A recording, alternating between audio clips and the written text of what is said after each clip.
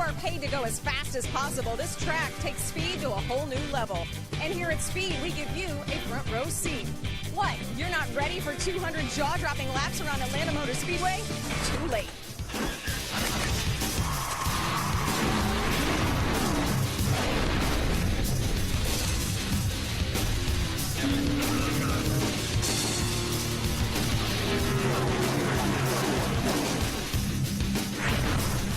The Truck Series Championship chase has already begun, and a handful of drivers are forging to the front. It's a serious youth movement as 42 points separate the top 5 names. This is the track where drivers say they feel the sensation of speed like no other, that they literally hold their breath and hold the throttle down. Atlanta Motor Speedway is a triple threat this Labor Day weekend, and the trucks go to work first. The setup presented by Polaris is on. Hello, everyone. I'm Krista Voda. Welcome to the setup. For most people, Labor Day weekend means a break from work. But for Cup drivers Clint Bowyer, Ryan Newman, and Kyle Busch, who literally just got off the track finishing Cup practice, well, they are putting in extra hours. All three are in our field tonight, and it is a stacked field indeed. Over the next half hour, you will see the landscape behind me literally change as we get ready for our truck race. And wait till you see the truck that parks right behind me, the guy on the pole, Ricky Carmichael. More to come on him, his first career pole. But let's head down to the corral where Ray Dunlap and Hermie Sadler are standing by. And guys, I know things are really starting to heat up. Well, Krista, let's get it started by talking about James Busher. How about this number 31 team? They have really been on a roll. How about these numbers? 12 consecutive races where they've been inside the top 10. But if you're going to win a championship in the Camping World Truck Series, you got to get bonus points, and this team has not done a good enough job of that. How about up front in the bonus point category? It is Johnny Sauter. But this team is fourth in bonus points among our championship contenders, and James Busher will start third tonight. He may have a very, very good chance to get out front and grab some points early. Hermie? Well, Ray, when you think about Richard Childress Racing here in the Camping World Truck Series, everybody talks about Austin Dillon. Well, his teammate, Joey Coulter, is really starting to come into his own as a viable, not only a teammate, but a contender to win races on a weekly basis. This driver has a tremendous run of top 10 finishes, and I talked to Austin Dillon early today, and he said one of the things that's really helped our 3 team is the development and the nurturing of the 22 team. They are really able to come to the table with information to make both teams better. We'll see if they can continue to capitalize on that. Ray? You know, Hermie, we had 2 practices today here at Atlanta Motor Speedway, and boy, was it hot. Finally, the sun is starting to come down. So a lot of crew chiefs had to do a little bit of gambling to decide about their setup, and one of those certainly might be this team. How about Johnny Sauter and the 13? These guys spent a lot of time up on jack stands in second practice today, putting a whole nother setup under the front end. It'll be interesting to see. Qualifying didn't go nearly as well as Sauter had hoped. We'll keep our eye on our championship point leader tonight here at Atlanta. Krista? Wow, Ray and Hermie's reports were almost as fast as the speeds we're going to see on this track tonight. You know, it has been a little over a week since the trucks last hit the track. Do you remember what happened on a Wednesday in Bristol? There was finger pointing and name calling as a streak came to an end. Here's a look back at our last race. Before the season starts, this is always one of the variables. Daytona, Talladega, and Bristol, especially when we talk about championships. And we've got one of the tightest championships, but this racetrack is so tough to command. 140 miles an hour into the corner. Takes 16 seconds to get around this track.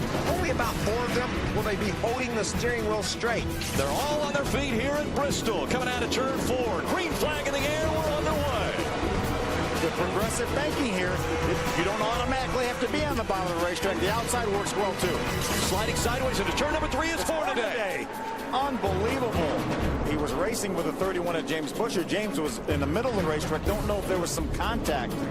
Remember, he came into this race 7th in points, but was only 46 points out, but already 3 or 4 laps down. Looks like it's going to be another tough night here for Ron Hornaday. Look at the lead that Elliott Sadler has. 1.3 seconds in front of Kyle Busch, who's now running in the 2nd spot.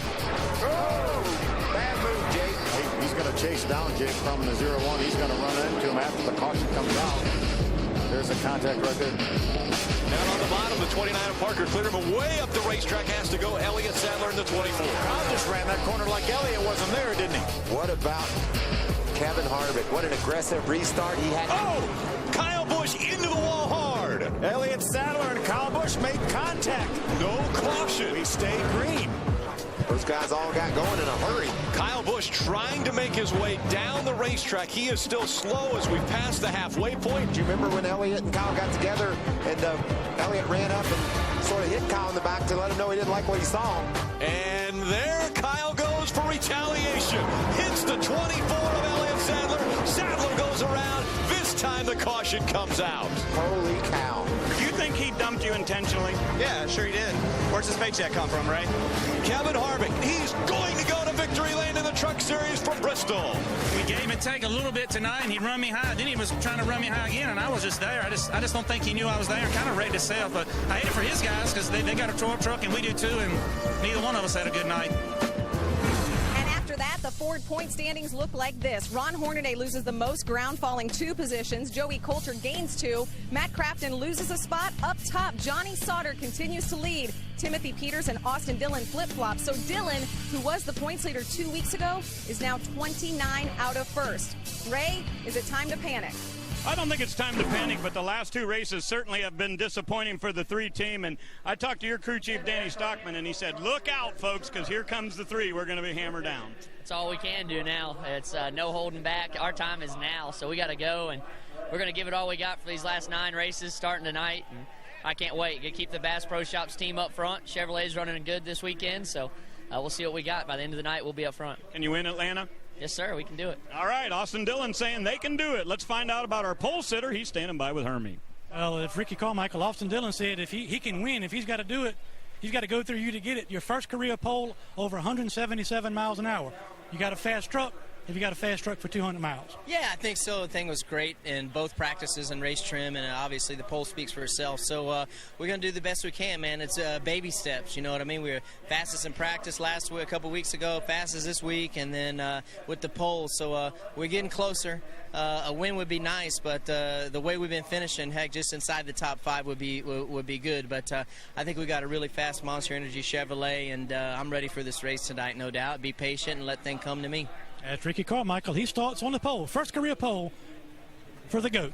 Krista? And it was a monster of a pole run. Thanks, Hermie. Well, 4 drivers seem to be pulling ahead, though, in the point standings. Sauter and Peters are in their 30s. Buscher and Dillon barely in their 20s. But while these 4 young guns are tops in points, other drivers have been stealing the wins.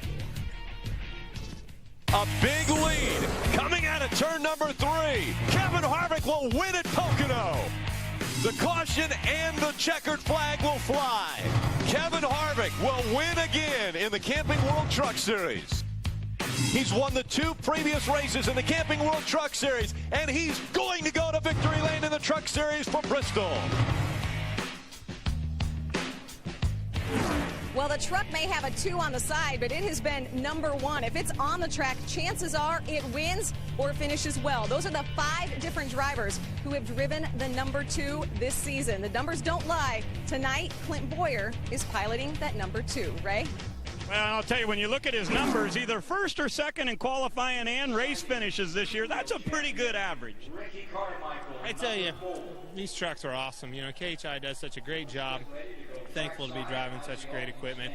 Bad Boy Buggies have come on board and give me this opportunity. One with this truck in Kansas. I guess it wasn't his very truck, but with his sponsor and everything, looking for another win here. What's the secret going to be to getting a victory tonight, Clint? Same thing it was. It's been all year. Have a good race truck, and they've been able to do that for me. And you know, practice today was a little bit different. Obviously, practicing in the heat of the day, racing at night is the difference between night and day. I mean, it really is that much difference. So we didn't practice a lot. Early in the practice session is how we tried to go and make long runs and learn as much as we could as soon as we could before it got too hot. We didn't even practice that second practice. So hopefully that strategy will pay off for us, and we'll keep this thing up front all night. He'll start right beside Ricky Carmichael. Qualifies second. That's Clint Bowyer. Keep your eye on truck number 2. Krista? And you know why we love Clint? Because he loves racing in the Truck Series. Coming up, we will talk to the other Cup regular making his return here to the trucks. In fact, the last time he raced with us here at this track, his finish had major championship implications. We'll take a look at that.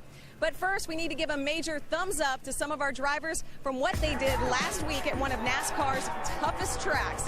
Guys who had good runs at Bristol, how about Cole Witt? He perfected the art of patience. Starting 30th, he drove all the way up to 12th. Cole Witt leading the Rookie of the Year battle. David Starr, always strong on the short tracks. Well, Starr finished 11th. He is trying to claw his way into the top 10 in points. Justin Lofton scored a season-best 7th last week, just his second top 10 of the year. With that finish, Lofton moved into the top 15 in points, and Todd Bodine matched his season best, his third of the year. We're just getting warmed up on the setup. More from Atlanta still to come. The setup is presented by Polaris, the hardest working, smoothest riding off-road vehicles, now at your local dealer.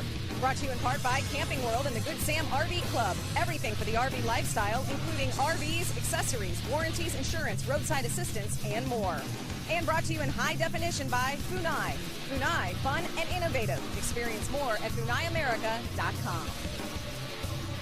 Here at Atlanta Motor Speedway, they are making strides against breast cancer. Ron Hornaday representing Chevrolet as pink pace cars. Yes, do not adjust your television. Pink pace cars were unveiled in honor of breast cancer awareness. Breast cancer survivors were on hand for ride-alongs as well.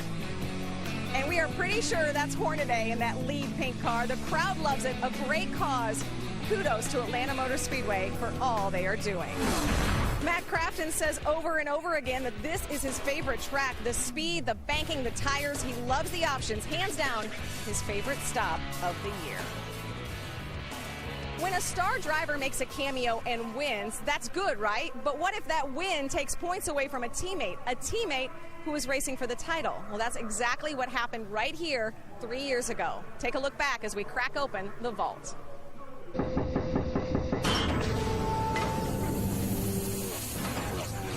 What a great points battle we've got going in the NASCAR Craftsman Truck Series. So this points battle is really tight on every lap. It's not okay for Johnny Benson. He believes that something is very seriously wrong with the 23. 88 slowed down. This guy was lurking in that third spot in the points, but now he's got some serious issues. They have taken this 88 truck and pulled it behind the wall, checking everything they can under the hood. Johnny has said this truck has absolutely been a mess, but what an unbelievable comeback as Benson now inside the top 10. A great run for Ron Hornaday as they come to the start-finish line. Hornaday's in the lead. The momentum will carry forward. Ryan Newman back in front. He needed that corner, and he got it. He's going to win this race. Ryan Newman making his first ever Craftsman Truck Series start, and he will win at Atlanta. We're here to race, and when you got a shot at the win, if you can sleep at night doing that, then you're not a racer. 31 points is the difference between Hornaday and Benson. It was 15-point difference between first and second, and that point lead would be 16 points right now, not 31. That could loom large when we get to Homestead.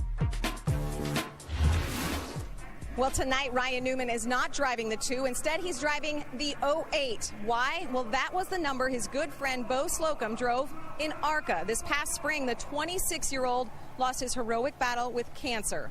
A native of Macon, Georgia, Slocum grew up racing Legends cars, eventually making his mark in ARCA, driving the number 08 before hanging up his driving gloves to work at Turner Motorsports. Turner Motorsports fielding that truck that has Bo's name on it tonight. And tonight, all of Newman's winnings go to Slocum's honor. This one will be very special for Ryan Newman. As a friend and as a driver, there Bo Slocum was with him in victory lane when he won here at Atlanta. Bo Slocum, a great driver in his own right. Hermie is with Ryan Newman. Ryan Newman back in the truck here at Atlanta, won here in 2008, an exciting finish, qualified 5th. Can you make it a repeat performance here tonight? I hope so. I don't know where we qualified that night, but our Realtree branch Chevrolet was pretty good in practice. Qualified decent. We'll see what I feel like we've got a good top 5 truck. We just have to be there at the end. That's Ryan Newman. He has a lot of success in Atlanta in all the divisions he's raced in. Look for him to be a factor tonight.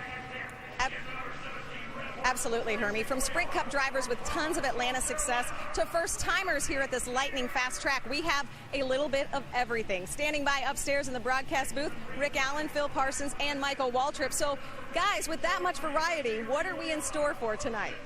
Well, Krista, I think you put a good point right there when you said lightning fast. This track is known for speed, and we just heard from a guy who has the name The Rocket as a nickname. So, they go together well here. Yeah, what a well-deserved nickname as well. Over the last 10 years, probably in Cup, if you just talk about who's the fastest, you take a poll, people are going to say Ryan Newman. He knows how to stand on the gas, and that's what qualifying here is all about. And when this race starts, you're going to be wide open. But, Phil, things go away in a hurry, don't they? This is probably the most abrasive surface we have in the entire schedule here. And these guys are going to slow down probably 2 seconds as they get some laps on these tires. So you're going to have to be able to manage that. Rocket Man is going to be fast for that first lap. He knows how to be fast for the 55th lap, and we're going to see if he's able to pull it off tonight. It's going to be interesting. That's why you got to stay tuned. Krista? And we love the fact that Ricky Carmichael is on the pole. Love having his truck right here behind me. We mentioned first-timers at this track. Ricky Carmichael, not one of them. He's raced here twice. But guys like Joey Coulter, Josh Richards, Miguel Paludo are first-timers. So is Johanna Long, at least at this track. And she is racing for a very special person, her pawpaw. She has a special decal on her truck. He is battling liver disease. She said every lap she turns tonight is for him. A small reminder that there are more important things in life for all of us this holiday weekend. More of the setup still to come here in Atlanta.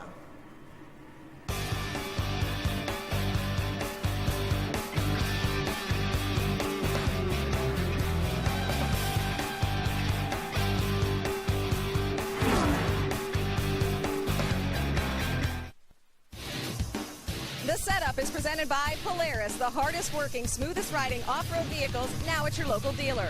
And brought to you in high definition by Funai. Funai, fun and innovative. Experience more at FunaiAmerica.com. If you could buy stock in a human being or in a race car driver, I'm going to put my money on Parker Kligerman. Look at the run that Parker Kligerman's got off too. Kligerman with the momentum on the outside. He's going to get second away from Elliott Sadler. We don't go to a wind tunnel. We don't go to shaker rig testing. We do none of the stuff that these top 10 teams do, and it's almost like David versus Goliath to us. I'm telling you, Parker Kligerman gets better and better and better. Here later in the last few races, just getting stronger and stronger. Look, he's moving to the outside of Hornaday. Parker Kligerman trying to find a way around the 18 of Kyle Busch. Wanted to make a move on an 18, but we had top points tonight, and we really needed them. So. He's going for points, guys. You believe that? I mean, he's racing side by side with Kyle Busch. Well, Parker Kligerman has been getting extra laps these days, subbing for his Truck Series boss, Brad Keselowski, in the Nationwide Series. But now that Brad is back in both cars, Parker can turn his focus back to his main job, driving the truck owned by the hottest driver in Sprint Cup and leading the charge for its manufacturer. Coming out of 4, Dennis Setzer will win in Martinsville. The emotion for this entire Bobby Hamilton Racing organization, it's been nearly 3 years since Bobby Hamilton Racing was in victory lane. This one is special. It is. You know, it's about Bobby Hamilton Racing, the guy that started this deal. And, you know, it's just special. You know, Dodge Motorsports has put a lot into this program, getting it where it is today. And, you know, we appreciate the opportunity.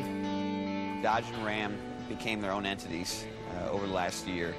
And they kind of created some different directions for the two brands. And it's been hard to pull it all together, but we're working on it and take a lot of pride in being the ones that represent Ram week in and week out. For us to come in there without factory support like the Chevrolets and everybody else gets and to run with those guys, and it means a lot. I think it puts us in a position to have, hopefully in the future, more support from that manufacturer than, say, a team like a Chevy team would have because there's so many Chevys. Hopefully we can have, you know, Ram come to us and say, we'd love to support you because you're the only one out there. I think it helps us to help get Ram back into the sport, and if we can get them back in the sport, I think it helps us and NASCAR all together. I would say there was one specific time where I decided I wanted to do a truck team, but I would say it was more just an upbringing. Day one, watching the first truck races and my dad competing in them, and being a part of his team growing up. The Truck Series had always been a home for me that I didn't want to leave. The weirdest thing for me is that he's 26 this time. That's the same age as my brother. So it's kind of weird, you know, having my boss be my brother. You know, we're around each other, we'll joke and have fun, and obviously we're close in age, so we find a lot of the same things funny. But at the same time, we're professionals at this young age, trying to make it in the sport and trying to make, you know, trying to be the best we can in the sport and become the top of the sport. Obviously, I have a lot of obligations with my Cup and Nationwide teams, and they're full-time, you know, and they're full-time jobs. So I try not to micromanage the truck team and allow good people to do good work. It's kind of my philosophy on it. He comes to the shop once a week or so and pokes his head in and sees how things are going. And, you know, we try and meet up with him ever so often and give him a rundown how the weekend was. And I try and pick his brain of how his weekends were with the Cup car and stuff, too, every now and then, just so I can get some more ideas and learn more as I go, too. He just lets us do our deal, and I like that. He makes our trucks go fast. So he'll walk up to you after a race and say, what do we need to be better? And, you know, that's kind of cool to have an owner come to you and say, what do we need to be better, you know? You know, a good, successful season, besides not going broke, would be to win that first race.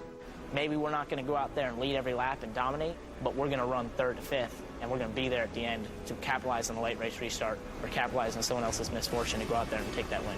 I think a good season for us would be if we could just finish out the year and not tear up any more trucks and bring trucks back to build on and make better. We're probably one of the youngest teams in the sport. You know, our owner's 26, and I think the oldest guy on our team is 30. We're a bunch of young kids, you know, doing something we love. Brad Keselowski sort of passing the torch on to Parker Kligerman. There you see the numbers of both drivers in the series. Kligerman scored a 10th place in Bristol last week, his 6th top 10 of the season. Ray is standing by with Parker. Well, in the past, Parker has said that this team is sort of Davey versus Goliath. So do you have a big enough rock in your slingshot tonight to beat Bowyer and Kyle Busch and the rest of them? Well, that's quite the, I guess, mountain to climb right there. But, you know, this Penske Truck Rental Ram has been great this weekend. We stuck to the plan that we came here with. And, you know, this is my first time at Atlanta, so I tried to learn as much as I could about this track. But it's pretty cool. It's pretty fast. On top of that, we've got a pretty fast truck. And, you know, I just think that looking forward to this race, we worked on a lot of things in practice that we're pretty happy about, so we'll see. Okay, Parker will roll off fourth. Let's hear from the guy who'll start right beside him. He's with Hermie. Well, that's James Busher. And since Phoenix, you guys have made up so much ground, been so consistent and so fast. You're this close. Can you put a little more pressure on those guys up front and stay in contention for this championship? I think we're definitely in contention for the championship. Sitting there second in points, we have a good shot at it. But like you said, we set ourselves back at Phoenix. But I think that that lit the fire into these guys on this Turner Motorsports team. You know, I think if we'd have made Phoenix, we wouldn't be right in the hunt of the championship. I think we had something to prove, and we've worked extra hard to prove it. And we're not going to give up now. We got just a handful of races left to go, and you know, I think we're hitting our stride. We're up front leading races and you know, coming close to winning them. So we're up front again tonight, starting third, and I think the Exide Chevy has a shot at winning. So we'll see what happens later on tonight. This is James Busher. He's trying to make that next step and take this truck to victory lane. A lot of teams and drivers racing for a person or a cause. Brendan Gaughan and teammates racing with teal ribbons on their trucks to recognize the kickoff of National Ovarian Cancer Awareness Month. There's Brendan with, little Michael James. Brendan Gaughan looking for redemption. He had a great run last weekend, was possibly on his way to a win, but fuel issues left him feeling empty. We will get you closer to the green flag when the setup on speed returns. In 2 weeks, the Camping World Truck Series heads to the Windy City as it visits the Chicagoland Speedway. Last year, Kyle Busch made it 2 in a row in Chicago, but with this year's championship battle blowing hard, the winds of change may be heading in. Chris Devoto hosts the setup starting at 7:30 p.m. Eastern, followed by flag-to-flag coverage.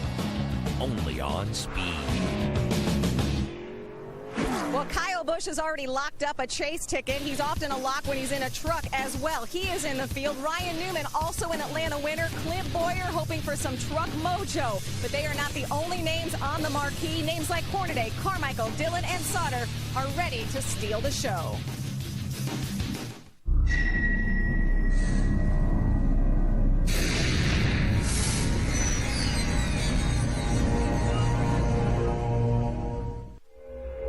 There is a road where fast takes on a new definition, where the only speed limit is your own heartbeat,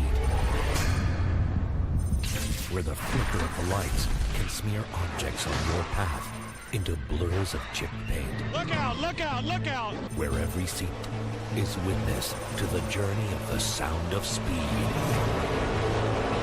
Race fans are on their feet here at Atlanta. Momentum here in Atlanta.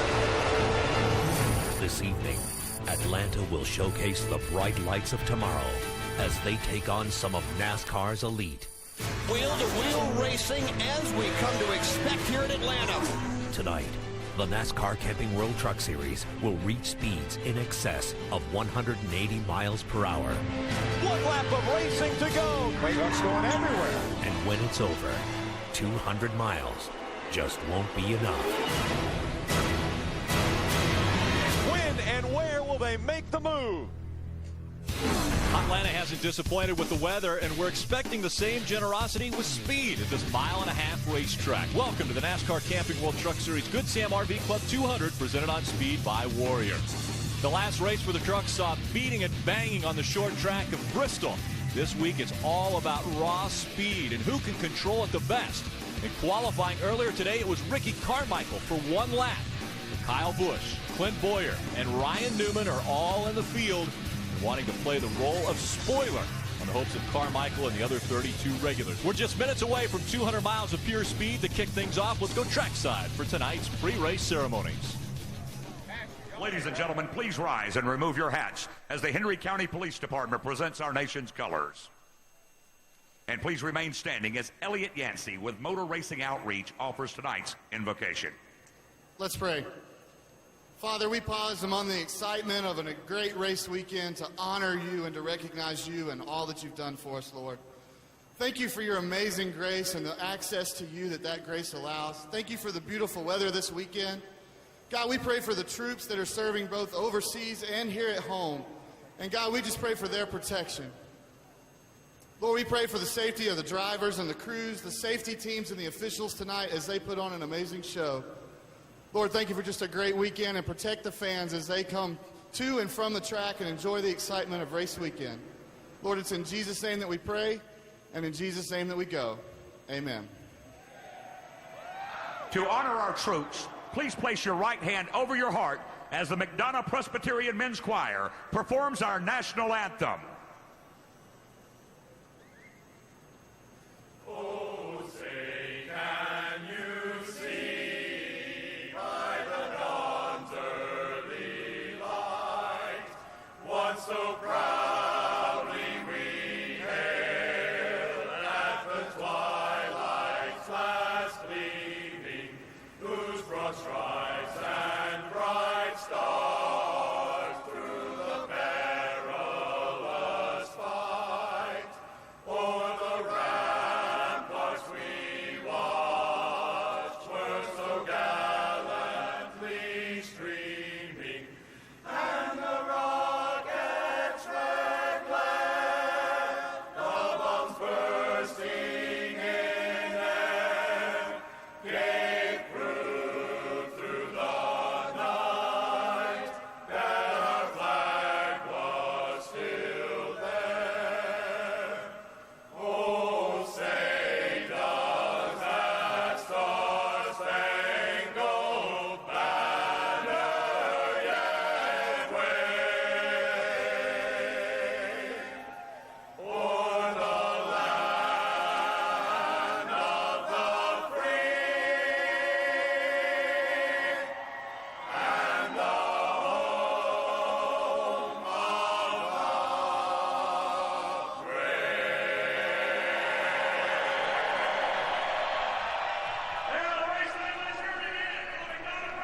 Spectacular rendition of our national anthem. The drivers getting their last bit of encouragement from their teams before they climb into the trucks and get ready to go 200 miles here at Atlanta Motor Speedway.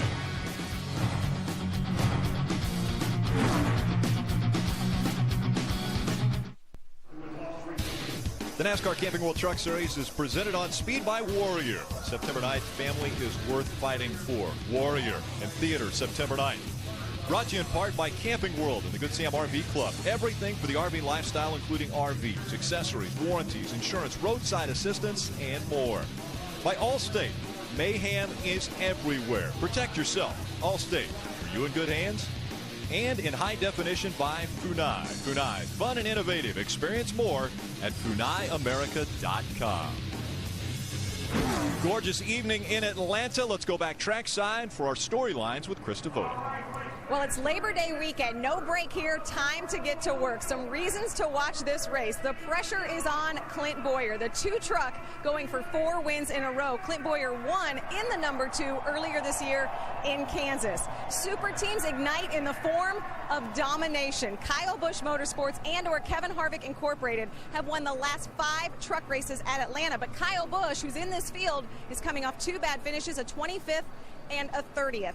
But even with those big names in the field, including Ryan Newman as well, we could see some new names up front, especially if practice or qualifying or any indicator. Look who's right behind me. That's Ricky Carmichael on the pole. He was quickest in the first practice. Cole Witt paced second practice. Both still looking for their first trip to victory lane. Rick, Phil, Michael, it could very well happen tonight. And we'd like to see that, another first-time winner in this Truck Series. Now, we saw Kyle Busch. He starts 6th in this race. Where does he go to get up to the front? How does he pass? Well, he can go anywhere. We saw these guys go fast on the bottom of the racetrack for qualifying, but they can go fast on the bottom, in the middle, and the top. And they're going to have to search around for some racetrack. These tires and lap times are going to fall off, Michael. They're going to be all over this thing. And don't you just love it? Absolutely. I mean, it's so much fun to watch. And the race car drivers, they love it too. They know there's all kinds of opportunity to make moves, go all over the place, like you said, Phil. It's going to be intense. And usually here, it comes down to about that much of a margin of victory. Back in 05, 8 thousandths of a second is how much Ron Hornaday beat Bobby Labonte by. So be ready. Always great finishes. Let's get the engines fired. We go for the command. Sports. Here to give the command, please welcome our Grand Marshals, Georgia Good Sam State Directors, Harold and Vicki Smith. Drivers, start your engines! Clear.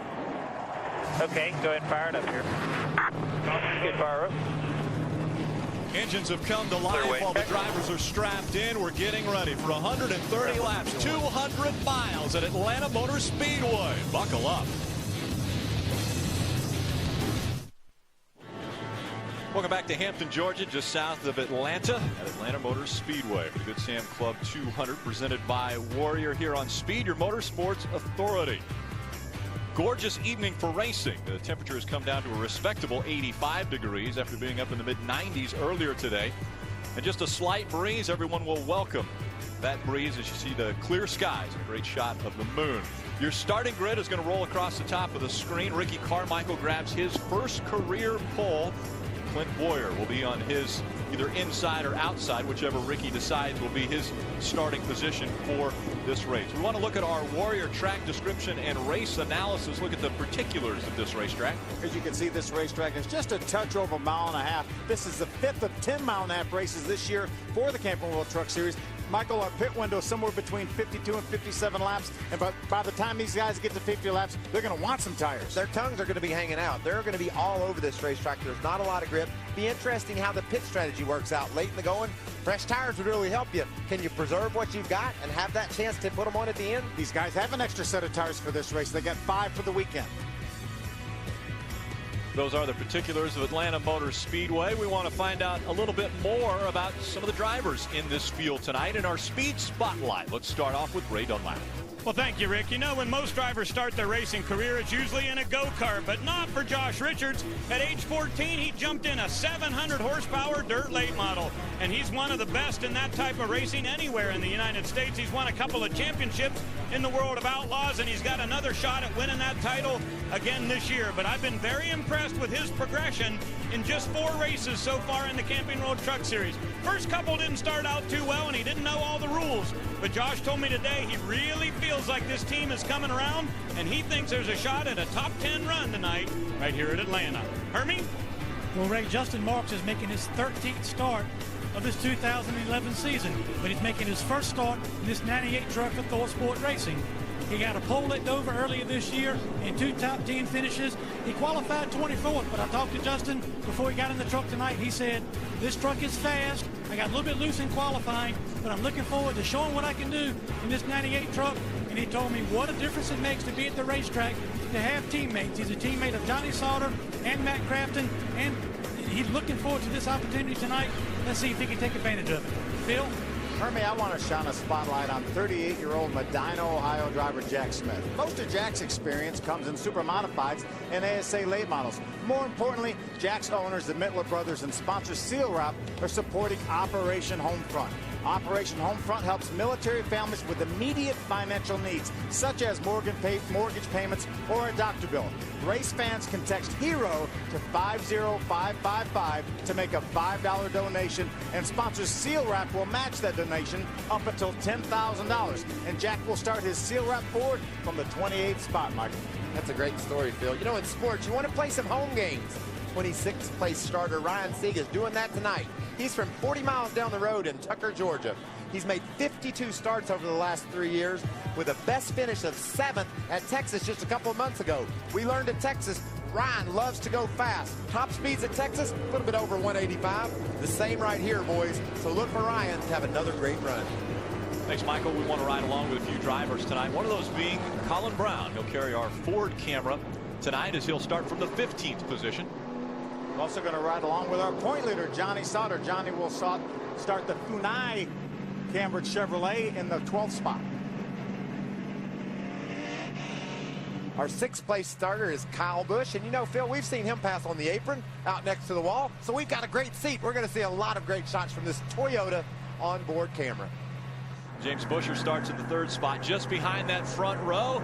We'll ride along with him. We'll see if he can get to victory lane. He's been close, but he's one of the other drivers that's looking for his first ever win in the Camping World Truck Series. What does it take to win at Atlanta Motor Speedway? Well, let's find out in our Walmart recipe for success. Ray, what are the ingredients here? Well, I think the number 3 is a big ingredient, Rick. You know why? Because when you look at this field tonight, there are 4 very talented drivers who only have 3 victories in this series. Now, obviously, Clint Bowyer is a guy who's here racing tonight just for the win. But whenever you look at Johnny Sauter, Austin Dillon, and Timothy Peters, all of those drivers with 3 victories in their career are trying to win a championship. And another number 3 I want to add in there, how about Andy Houston? He also has 3 wins, and he'll be up on top calling the shots today for Austin Dillon. He's the spotter. And another guy that might get on that list, how about Matt Crafton, trying to get his 3rd career win. I think number 3 might be the guy who gets out of that box and goes for win number 4 tonight here in Atlanta. But if you're going to win, you got to have tires, right, Hermie? Well, you're right, Ray, and you heard Michael Waltrip and Phil Parsons talking about NASCAR gave all these teams an additional set of tires for this race tonight. They get 5 sets for the whole day. Now, who has managed the tires and who's got sets left? One of the things that was interesting to watch in practice, the rookies even got another additional set. But it was interesting to watch the veterans, like Kyle Busch, who these tires belong to, run very limited number of laps in practice to save another set of sticker tires for that last run. If we get a caution with 10 laps more to go tonight, you could see a lot of drivers come to pit road, get 4 new Goodyears, and try to drive to victory. Fresh tires could be the key to this one. Ricky Carmichael earlier today was on the bottom of the racetrack and was able to go the fastest around this 1.5-mile track and claim his first ever career pole. Now he looks like he's decided that the outside line will be the fastest to start this race. Can he get in front of Clint Bowyer? Coming out of turn number 4. Green flag in the air. We're underway in Atlanta. Ricky was ready to go, wasn't he, Phil? He jumped on the gas, spun his tires, but was able to get the nose out in front of Bowyer, and then he cuts him off. He's been thinking about this start for the last 2 hours since he got that pole. Ricky Carmichael able to keep the truck just in front of that 2 of Clint Bowyer as they rocket down the backstretch. James Busher looked to the outside. Bold move by Carmichael to cut down on Clint Bowyer like that. Bowyer was, he took it and then just drove around him. Clint surges by on the bottom of the racetrack. He'll take over the top spot as they come to the stripe. So it's Bowyer out in front, Carmichael, James Busher, Parker Kligerman, and Kyle Busch running in your top 5. Look at this, 3 wide as they go into 1. How about David Starr, the 81 truck on the very, very bottom. Look at Todd Bodine making a move by 2 or 3 different trucks. And look at Jason White around the top side. He's already found the high groove to work for him. Justin Marks had his hands full in the 98 on the outside there. His truck was a little bit loose. Todd Bodine to the bottom of him. Now they go side by side through 3 and 4. We talk about going all over this racetrack, and they started on lap number 1 doing it. We remember a year ago, Kyle Busch and Ron Horner, they got together going into turn 1 on the first lap. So this isn't unprecedented. These guys like to get with it here in Atlanta. You wouldn't think you would have to fight for space when there's so much space out there. Action picks up quickly. Kyle Busch trying to take 3rd away from Parker Kligerman, but first he's got to get by that 31 of James Busher. And remember, the draft will come into play there. You saw James Busher pull up behind Parker Kligerman and push him past Kyle Busch. These trucks running upwards of 180. The draft is very effective. Kyle Busch takes over that 4th spot from James Busher. Still out in front, it's Clint Bowyer, Carmichael back 0.8 of a second. Kligerman, Busch, Busher, your top 5. Back through the top 10 in 6th, Cole Witt, Matt Crafton, Ryan Newman, Josh Richards, and Timothy Peters are your top 10. How about the move Cole Witt just made that time? Something happened to James Busher because he lost all his momentum, and Cole went by him like he was running 20 miles an hour faster. Yeah, in his 4th start, he won the pole down there at Darlington, and you run right next to the wall. So I've looked for Cole Witt to be somebody you're going to have to deal with tonight, because you get a truck working up on the high side here, you can really make some moves, and we saw that there off turn 2. Down to the bottom of the racetrack. Kyle Busch, Parker Kligerman up high, Cole Witt in the 60. You know, we talked about how much we love racing here. That's why you can lead the race on the bottom. You can be the fastest guy on the track on the top. I love Cole Witt's line. That's where I like to run. Right up next to the wall, up next to that safer barrier. Parker Kligerman just in front of Cole Witt. Looks like Witt has the momentum right now, using a little bit of that draft. He closes in on the back bumper of Parker Kligerman. We talk about the line that Cole Witt's running. We saw him. There he is right there, trying to get around the outside of Parker Kligerman. He's going to be able to do it. He used that same move just a few moments ago to pass James Busher. Here it is right here. Watch James Busher down on the bottom of the racetrack. He's riding along behind. Kyle Busch loses the front end, has to chase that truck up the hill, and look at the momentum that Cole had on the top side. That grip up outside next to the wall makes you feel like Superman. Watch James. He gets a little bit loose. You can hear him not being able to keep the gas down. And Cole Witt went by him, like you said, Phil, running 20 miles an hour faster than he was. He had no such problem keeping the throttle down, because he sure did. Up to the 4th spot now. Side-by-side action. David Starr, Joey Coulter. Look at all these guys searching for the top of the racetrack, looking for that grip. That's a slew of trucks. Coulter running in the 19th and 20th position. Nice slew mention there. I heard that. Coulter still on the bottom of the track. David Starr venturing up a little bit higher, running a different line. Max Pappas just behind him. We see Brendan Gaughan, his teammate, just behind them. I'm not sure why Brendan's down on the bottom of the racetrack. It's uncharted territory for him. And I'm not sure why Joey Coulter's outside the top 10. 9 of the last 11 races he's finished inside the top 10 and moved from 16th to 6th in the points. So I guarantee before this night's over, he'll surface up there toward the top 10. Johanna Long in the 20, just in front of this pack. So get loose there. That was Todd Bodine and Ron Hornaday running in that pack as well. And here goes Cole, continuing to make that high side work. Crafton trying to hold on to that 4th spot. These guys have been battling. They swapped this spot a couple times. Just a few moments ago, we said that Cole had got up to 4th. Well, Matt had passed him back. Now Cole took it back again. Todd Bodine on the outside. Johanna Long down at the bottom of the racetrack. You see them just up in front. Ron Hornaday in that 33. Trying to make the pass as well on Johanna Long. Right in front of Colin Brown in that Ford onboard for Billy Blue Motorsports. Well, these guys can't work this out, Phil. Matt's really, we heard Matt talking earlier today. He's going to run right on the yellow line all night long, he says. And it looks like his truck's really good down there because Matt keeps holding off Cole Witt, who's taking advantage of that grip up top. It's about an even match.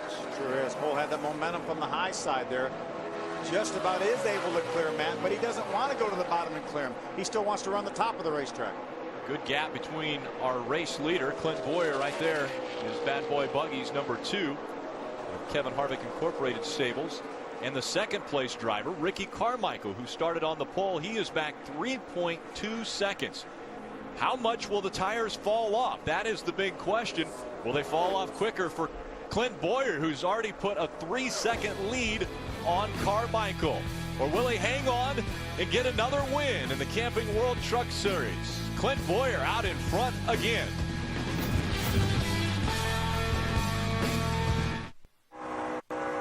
Tomorrow, Speed welcomes David Reagan and Joey Logano to the wildest party in racing, hosted by Rutledge Wood and Kyle Petty. Don't miss NASCAR Trackside from Atlanta tomorrow at 12:30 Eastern, only on Speed, your Motorsports Authority. How about a handful for the Exide driver of James Busher? Yeah, and that's a top 10 truck right there.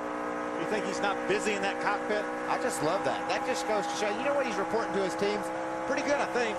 Got a really good balance. I believe we're going to be okay. And that's just how you have to drive here at Atlanta. It's just so much slippery.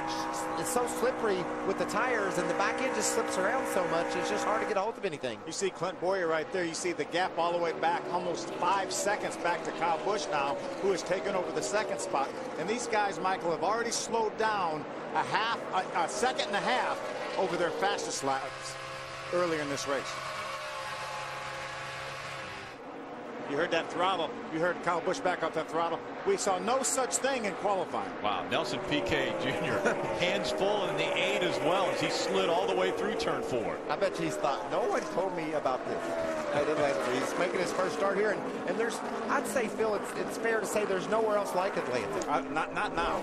Not now. You go out and you run 180 miles an hour down the straightaway, and you get to the corner, and you're like you're on a half-mile dirt track, driving the truck like we saw James Busher working the wheel. Then we saw just then PK sideways, totally off the corner, probably running 160 miles an hour and sideways, Rick, in a pickup truck. And remember, the last time these guys were on the racetrack, they ran wide open. They had brand new tires. They pumped them up, put some tape on these things, ran wide open. No trouble right in front of this. Right in front of the camera, the smoke rolling out of Cole Wentz, number 60. Caution is out. Got one blowing up down the back. Tough break for Cole, running fourth. Or just stay on the apron here. Man, this has been a... The motor let go? Yeah, blew up. Blew up. That says it all right there. Tough break. What a great truck he had for this race. Run up in the fourth spot. She blew up, for sure. Cole Wentz started the race in 11th. Had already worked his way, as you mentioned, up into the top 5, running in the 4th position. Had that battle going on back and forth between he and Matt Crafton, and now she just blew up. And he started this season so strong.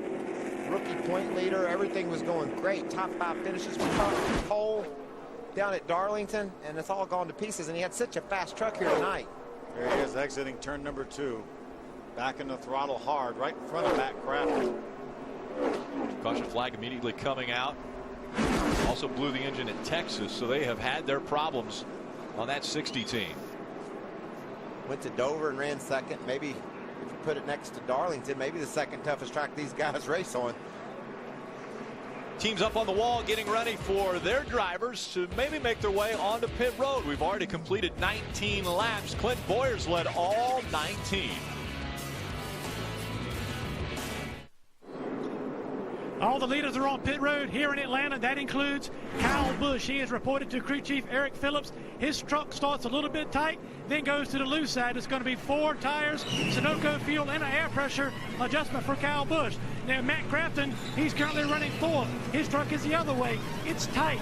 They're going to do an air pressure adjustment, 4 tires, and Sunoco fuel for Matt Crafton. Ray? Hermie, you might think that Clint Boyer's truck was perfect, but he said no, it's loose. They're going to go half a pound in the left side tires. Also track bar adjustment. They'll get the grill clean, and Boyer will be away. At the very front, you see in pit stall number 1, Ricky Carmichael. They go to work there. Carmichael was free in. He says, I'd like to arc this truck out a bit.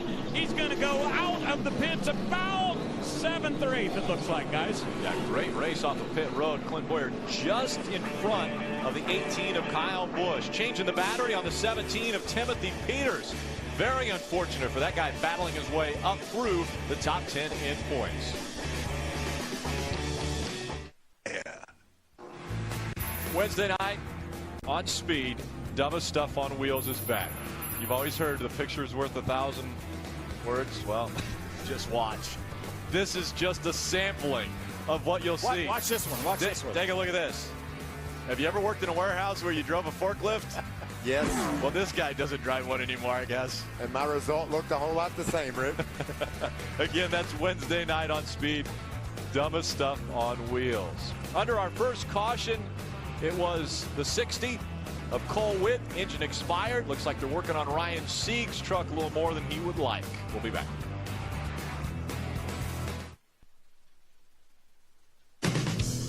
It's Camping World's destination recreation.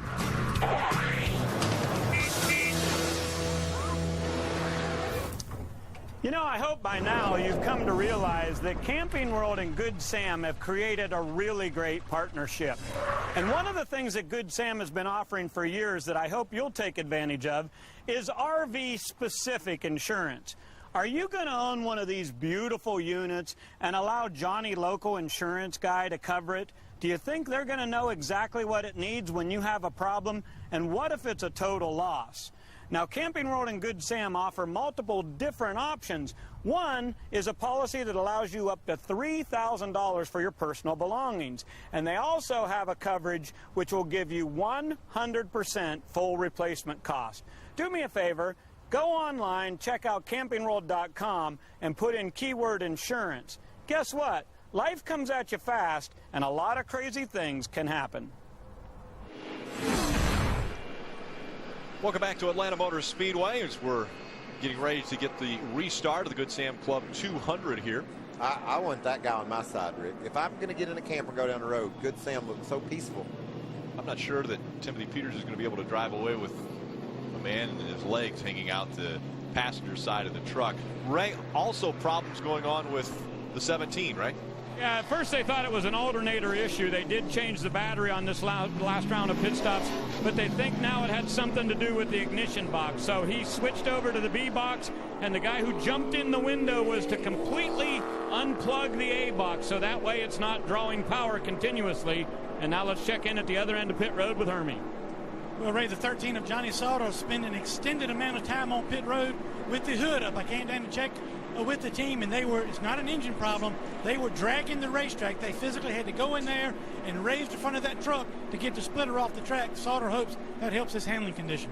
Guys, remember we saw them do that at Pocono to a backup truck, and then at the end of the races you see a lot of damage to the Armour Chevrolet of Ron Hornaday. You got to think maybe that happened when when the engine on Cole Witt blew up. Maybe people let off and Ron didn't get slowed down in time.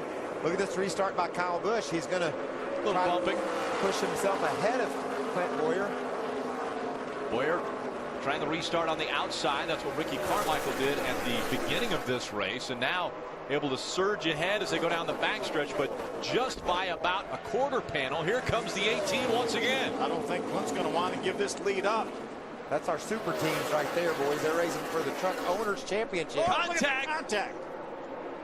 The 18 of Kyle Busch got into the back quarter panel of Clint Bowyer. He keeps it straight and keeps the lead. They seem to be pretty serious about it, too. Remember what happened last week with Elliott Sadler and Kyle Busch. Elliott Sadler was driving for Joe Danette, but I think in Kyle Busch's eyes, he was still driving for Kevin Harvick. Yeah, he drives for Harvick in the Nationwide Series, and that truck that Elliott sat on the pole with up there at Bristol was a Kevin Harvick truck, so he felt like he'd been wrecked by basically a Kevin Harvick driver. And he wasn't wrecked by him, but they did get together. Now nose to tail around the 1.5 mile racetrack. It's Clint Bowyer just in front of Kyle Busch. He's got about a 0.2 of a second lead that Matt crafted back in. Richards, Carmichael, Bodine, Buescher, they are your top 10. Outside of that top 10, Hornaday way back in 18th. Hermie, what's going on? Well, Ricky had to come to pit road 3 different occasions. Somebody missed a shift on the restart, the last restart, and caused him to make some damage on the left front fender. They came in. Crew Chief Jeff Hensley thinks they got repaired. Well, to be okay. He's back on the racetrack. He lost a lot of track position. See that front end bottomed out a little bit on the front straightaway. It's really, really rough track here in Atlanta. Look at all the sparks flying out from the truck up there in front. That's Hornaday. Just passing Pappas. Here's the Panay onboard of Johnny Sauter. Remember, Hermie reported that he came to the pits to raise that truck up. Still having problems, it looks like. Yeah, it looked like it bottomed out there. Did you see it go up the track? He shot up the banking toward the wall. In Pocono earlier this year, points leader Johnny Sauter in qualifying got into the wall. They had to go to a backup truck, and then after they had the backup truck on the racetrack, they had to make adjustments during the race. At the end of that race, they ended up too high, and so they were fined 6 points, which really has hurt his championship hopes. He's still in the lead, but he's only in the lead by 7. Ron Hornaday right there. Let's look at the initial start of the race. Look at the right side of your screen. You're going to see the 9 of Max Pappas. There's Ron Hornaday. He actually runs in the back of the 51 of Colin Brown. We got an earlier report that it was Max Pappas that he ran to, but it was obviously the 51 of Colin Brown. What about last year here? He and Kyle Busch got together on lap 1. It caused some damage to the truck. Eventually blew the left rear tire and caused Ron to crash. The start here, he has the same problem again. But not as severe this time, it doesn't look like it. He doesn't have any cooling problems with that truck. He's certainly still fast. You see him cutting his way toward the front. Side by side for 6. Kligerman on the outside, Carmichael on the inside. A great battle with some future stars here in the series. Ricky Carmichael has the edge right now. A couple of future stars being chased by a veteran. Champion Tom Bodine is just behind these 2 youngsters. Talk about youth. Josh Richards back there behind Bodine. And hanging in the top 10 too. By far the best showing we've seen out of Josh Richards. There's a surprise. Brendan Gaughan up next to the wall. Oh, and trouble. into the 8 of Nelson Piquet is the 13 of Johnny Sauter. Hard contact. Sauter was minding his own business, just coming off the turn. PK got spooked, I think, a little bit by where Brendan was. Moved to the left, away from Brendan Gaughan, and right into the side of Johnny Sauter, our point leader. There's Justin Marks. He goes by PK in the GoPro Chevrolet. Take another look. Watch this now. Watch the exhaust out of Brendan Gaughan's on the left side there of the screen. You see him back off the throttle. He sees those guys make contact. He was going to back off to give those guys a chance to figure out which direction they were going to go. This could be a lot of damage to the right side of our point leader's truck. Pretty hard hit there. Yeah, the truck's almost bounced up off the ground. Watch this contact. Boom. He was just expecting Nelson Piquet to be out there where he belonged. He didn't know. Johnny didn't really realize, I don't think, that Brendan Gaughan had crept up on the outside and made it 3 wide. Johnny's just exiting the corner, assuming that Nelson Piquet is just going to come off the corner normal. Go up to the wall. Yeah, like he's supposed to, but he didn't know Johnny had jumped in that hole. But certainly doesn't seem to have hurt Sauter at this point, Phil. And that's the challenge of a racetrack like this when you have people running all over the racetrack. It's really difficult to see a guy that's literally 3 lanes away from you up against the top of the racetrack. They can sneak up on you in a hurry. You saw the difference in speed earlier in the race when Cole Witt was making all those moves on the high side. That's exactly what happened there. Brendan Gaughan got a big run on Piquet, and Piquet had to pull down to keep from running into Gaughan.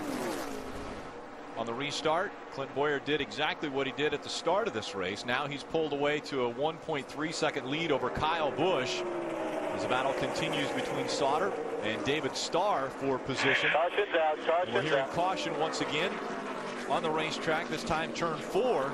They'll come in and work on that 13 truck, I bet you. The 78. At least had some BJ contact. McLeod. Somebody's running the back of that truck. Johanna Long, left front damage. To the left front. I think we found the other party to that. So BJ McLeod will come onto pit road. There you see a lot of damage to the left front of the 20 of Johanna Long. Take another look. Right side of your screen. Was he pitting? Looked like he was slowing, certainly, maybe to come to pit road. Johanna didn't see that, didn't realize he was going to be so abrupt trying to get down on pit road. Drove right in the back of him. So BJ McLeod will work on his truck, see if he can get back out on the racetrack here at Atlanta. The big name has been Clint Bowyer. Can he hang on and win at Atlanta Motor Speedway? Well, a guy who's gone to victory lane 4 times here, Kyle Busch, is right on his back bumper. Wednesday night's car show's all new and a can't miss as Matt Farah goes wild at the Ford Proving Grounds and Adam Carolla takes a look at the skeletons you have hiding in your trunk. Don't miss the car show. That's Wednesday night, 10 Eastern only on Speed. That's pretty talented. Aaron's lucky dog goes to Jennifer Jo Cobb in the 10. She gets a lap back on the field. How appropriate. Aaron sponsors that award. Yeah, and they're here from here in Atlanta. They are. They'll help you get a lap back on your life. So. 5 trucks off the racetrack. Cole Witt, Charles Vest, Johnny Chapman, Mike Garvey, and Dennis Setzer. We see more work being done for Red Horse Racing. This time it's the 7 team that has issues. So Miguel Paludo trying to get those issues resolved. Whoa. Ray. Guys, there's a big issue down here right now developing about as far as what happened as they got ready to go to the pits. They have told Clint Bowyer that he has to go to second and that Kyle Busch will take the lead because he committed to come to pit road. And Bruce Cook, as crew chief, says the only time you commit to pit road is once you pass the cone. If you've not passed the cone, you still keep your position. Interesting to see what your guys' thoughts are here. Clint Bowyer was going to come down pit road and decided to go back to the racetrack. I think, Phil, you've got to maintain a reasonable pace. And you can see there, Bowyer slowed down to get to pit road speed, not maintaining that reasonable speed. And so NASCAR said, you can't just stop and then get your spot back. That's a great view of it from the Toyota onboard of Kyle Busch. You could see out his driver window, him passing the 2 truck. Now, had Clint Bowyer maintained his speed, there's a commitment cone right there. You see that. If he goes left of that commitment cone, he has to come to pit road. If he had have gone inside that cone, he has to come to pit road. You're right. And did you know that cone has a Twitter account now? I don't know what the heck it's going to be pretty happy, right? Yeah, it's the orange cone. It's follow the orange cone, I guess. Orange cone, I believe, on Twitter. But Phil doesn't. Orange cone has a Twitter account. Phil doesn't, amazingly enough. But he didn't commit. He did not hit that commitment line and go down on the left side of that orange cone. That's why he's second, Rick. if he had gone inside that, he'd be at the back of the field because he would have had to go into the tail of the field. He's second because he didn't keep his speed up coming to the front straight. Watch, you can clearly watch Clint Bowyer right there, braking to get slow and then changes his mind. His pace doesn't allow him to stay right behind the pace car. And watch from the onboard here now. When we see Kyle's onboard, watch this. Watch out the left side. You're going to see him pass the 2 truck. And Kyle, you don't hear him accelerating to get by the 2 truck. He's just running his normal pace behind the pace car. And so that is why NASCAR has said Kyle Busch will be out front when we restart this. Clint Bowyer will start second. Hermie. Rick, we saw the action on the racetrack a couple laps ago. Nelson Piquet Jr. in the middle of a three wide situation on the racetrack suffered some damage to the left front fender truck. There, you see it right there, left front fender. He just came in the pits, and those guys did a lot of work on the truck to try to get the fender pulled out in front of the left front tire and push it back in a little bit behind the left front tire. But he did not take tires. We go back to the story before the race started. All these teams trying to manage their tires, but the 8 truck did come to pit road for a little bit of fuel and some repairs to the left front fender area. Guys, you remember in Finian last year when Marcus Ambrose was leading the race trying to save fuel. Here's the damage that Hermie was just talking about, the contact between Johnny Sauter and Nelson Piquet Jr. But remember, Marcus Ambrose, car shut off, couldn't restart it, ended up restarting that race about 6 because that's when his car would restart, and that's when he was able to maintain the caution speed. So I think NASCAR made the right call there and giving Kyle Busch the lead. Oh, I know they made the right call. That's kind of stuff you can't make up. That's just that's a chance for Clint Bowyer to say, I'm going to fake you out. Kyle didn't take the fake, kept his speed up. You got to come to the races at Atlanta. They're so fun. A lot of stuff going on. Yeah, we're only 41 laps into this one, and already we've seen 2 3 wide passes for the lead. And guys, there's some great seats left available for this weekend too, and it's going to cool off a little bit Sunday, about 10 degrees less than the oppressive heat we've seen. So if you're in the area or can get here, come on out. Yeah, come enjoy this Labor Day weekend with the folks here at Atlanta Motor Speedway. It promises to be another great race. There's a great points battle building up as we race toward the chase for the Sprint Cup Series. 2 races to go to the chase. 2 races to go. 2 to go, and you've only got a couple guys that are actually locked in, and that wild card position is still up for wide open. Denny Hamlin has to be as nervous as anyone in Atlanta. He's got 1 win. There's a couple guys back behind him in points that have a win also. They could jump ahead of him by getting that 2nd win. The points, the battle to the chase is as good as it's ever been. Let's see what Kyle Busch does with the lead here as he comes to the green flag. We're back underway. You remember when Kyle was pursuing Clint, Kyle ran into Clint. Wonder if he'll repay the favor. Look at the acceleration by that Chevrolet. Up the racetrack went Clint Bowyer trying to run the 18 a little higher. 3 wide for the lead. Here comes Crafton. Crafton tucks back in behind the 18. Ricky Carmichael on the inside also trying to make it 3 wide. This time for second as Kyle Busch has surged out in front. Clint Bowyer running second. Matt Crafton third. Comes Parker Kligerman around the top of Austin Dillon. Great move there. Okay, the top of the racetrack is working. We saw Kyle make that move work by keeping Clint pinned down. Whoa, Clint had a run on Kyle, and Kyle chopped him off. Looks like a little bit of bad blood between these gamesmanship there, maybe. There's a lot of fun stuff right here. Turner Motorsports running side by side. Ricky Carmichael now tucks in behind the 08 of Ryan Newman. Those 2 teammates tonight. Ryan Newman sees a couple of his cup buddies up there battling for the lead. He wants to be a part of that. Right now, the only thing separates him is the 88 of Matt Crafton. Matt having a good run right now, running 3rd. I'm just impressed by this 15 truck, Phil. Like you said, he's just gotten up to speed here, been right near or inside that top 10 ever since we said go. And right now he currently rides in 9th, and it's fun to watch a young cat like that get a feel for things. We saw him struggle at Kentucky, but man, this is one of the highest speed tracks we run at, and he's right in the middle of the battle. That's awesome. Just looks like all of a sudden he gets it. Just Josh Richards' 5th race in the Camping World Truck Series this year, running for Kyle Busch Motorsports. And just know if you see him sideways, he's happy. That's what he's done for. That's how you learn how to race, is going sideways in a dirt car. This place reminds you a whole lot of a dirt track. Battle for the lead. Here comes Clint Bowyer on the outside. He's going to take the spot away. Kyle Busch letting him know he doesn't want to give it up yet. Gave a little contact there. Trying to side draft him a little bit to slow the momentum of Clint Bowyer. I think Clint's trying to make a statement here. Yeah, and Clint also went down and side drafted Kyle down in the center of the corner. That's a unique place to side draft. We always see it on the straightaway. At the stripe, 9/1000ths of a second separated Clint Bowyer and Kyle Busch. Bowyer had the edge when they crossed the start-finish line. What great side-by-side racing here with two of the stars in NASCAR. And this is when they'll get out of their truck and they'll say, that was fun. That was fun. Side-by-side racing. Oh, sideways for Bowyer up on the high side. Kyle's going to hold him off. Kyle Busch back out in front. Bowyer led the last lap. This time it's Kyle Busch in front by almost a truck length now. That's impressive to get pinched down like Kyle was and come out of that battle with the lead. Clint's going to go back and try to get him some more back to the top side. Trying to use the momentum once again, getting a draft off the 18. That Dollar General 18 has been out front for just a couple laps now. And while these guys are battling side by side, they're running faster side by side than the guys pursuing them. That does not bode well for the chances the guys pursue him. There's Ryan Newman riding along in the 4th spot, right on Matt Crafton's tailgate. What an emotional race this must be for Newman, his buddy. Raced the number 08 car, won lots of races.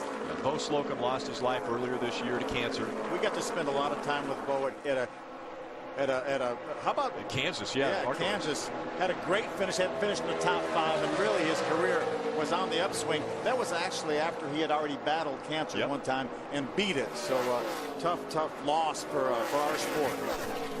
We saw Clint Bowyer get sideways chasing that 18. Ryan Newman still digging just behind the 88 of Matt Crafton. There's Parker Kligerman. He's got his hands full now with Austin Dillon back behind him in the 3. It's a good battle from third on back there. Hornaday's marching his way back through the field. With all that damage to the front of that Chevrolet. That puts him back inside the top 10. And a really fast truck. I'm watching his lap times, and he's able to run something that would put him inside the top 10 if he ever gains back the track position that he lost by making those repairs on pit road. Busch, Bowyer, Crafton, Newman, and Carmichael, your top 5.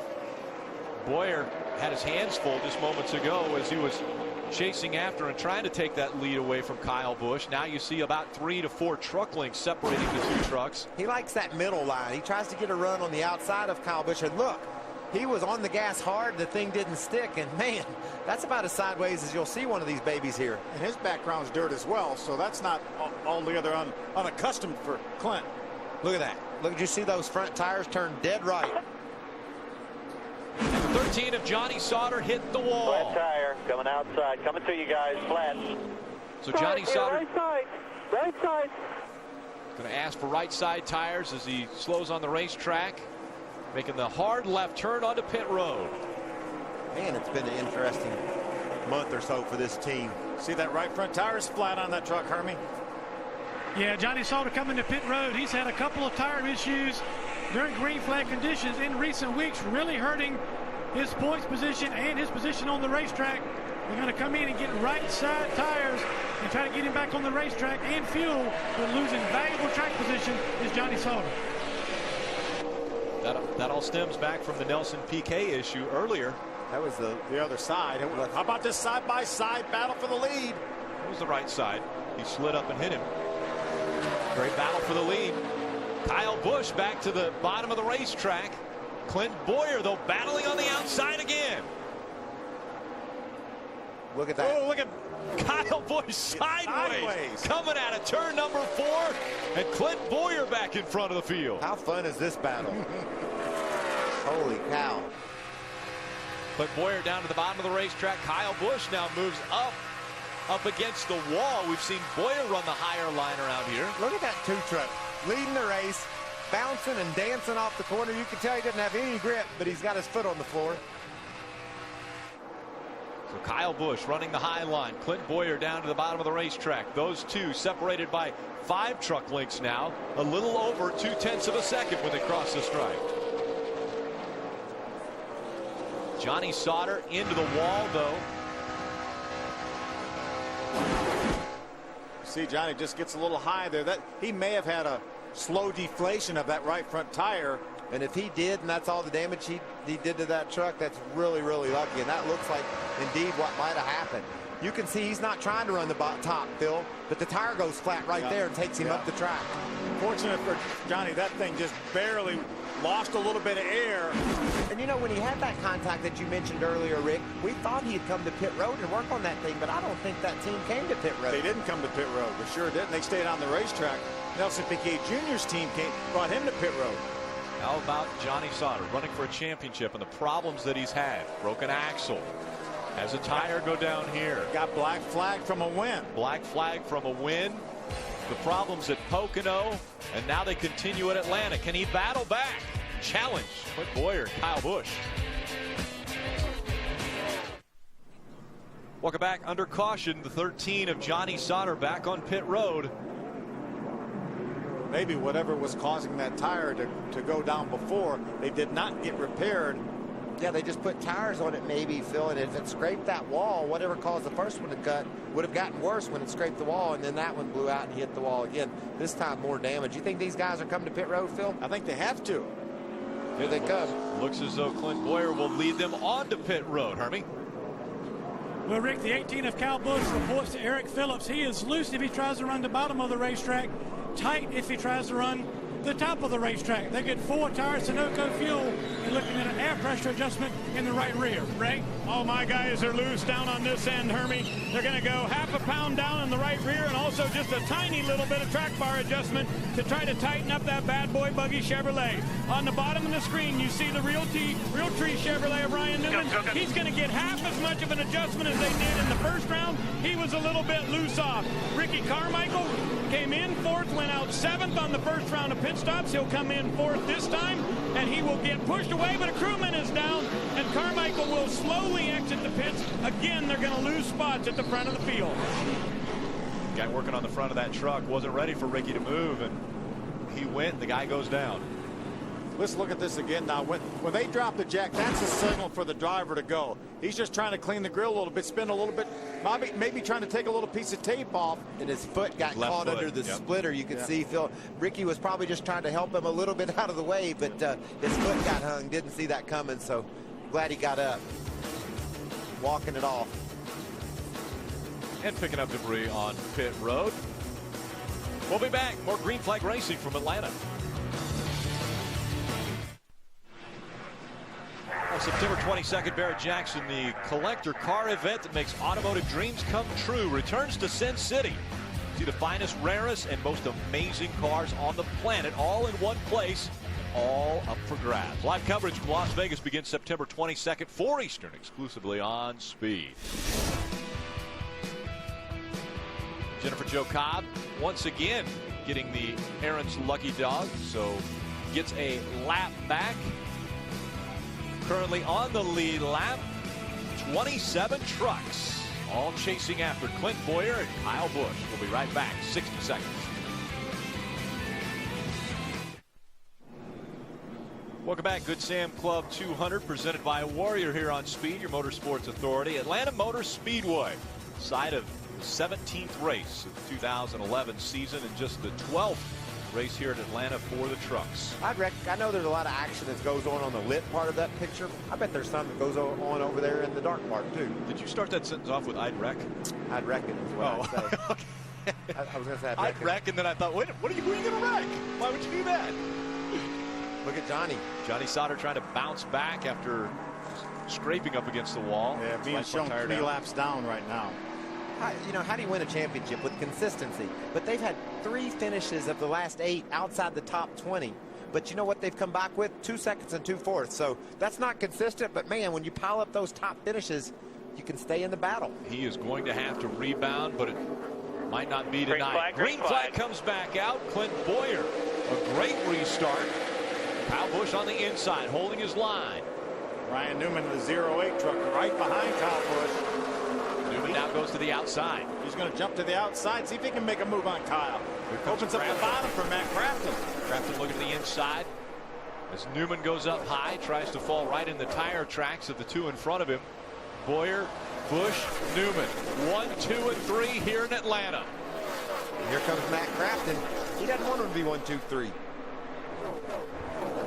You got to give Matt credit. He said my truck will be good on the bottom.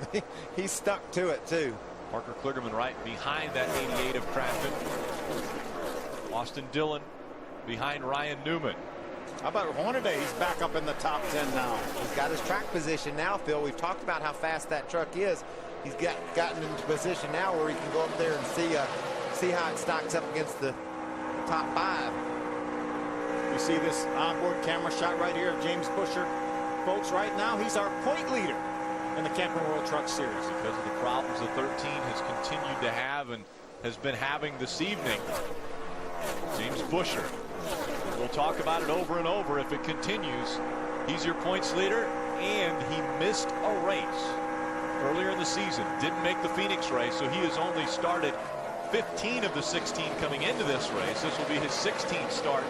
In the top 19, he's the only one who has not started all the races. And guys, remember, we start 36 trucks in the Camping World Truck Series. The minimum amount of points he would get if he would have finished last at Phoenix was 8, not 1 like it is in the Cup or the Nationwide Series. So he would have that lead. He would have the lead coming into the race. He would have been 1 point ahead. And there was a way to get in something for that race in Phoenix. That team elected not to do it.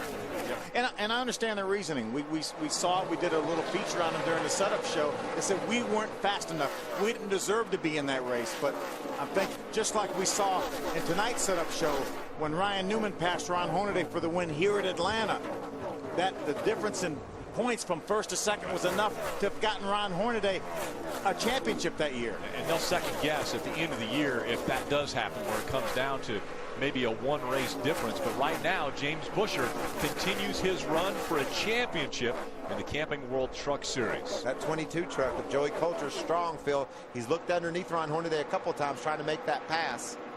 There's Parker Kligerman.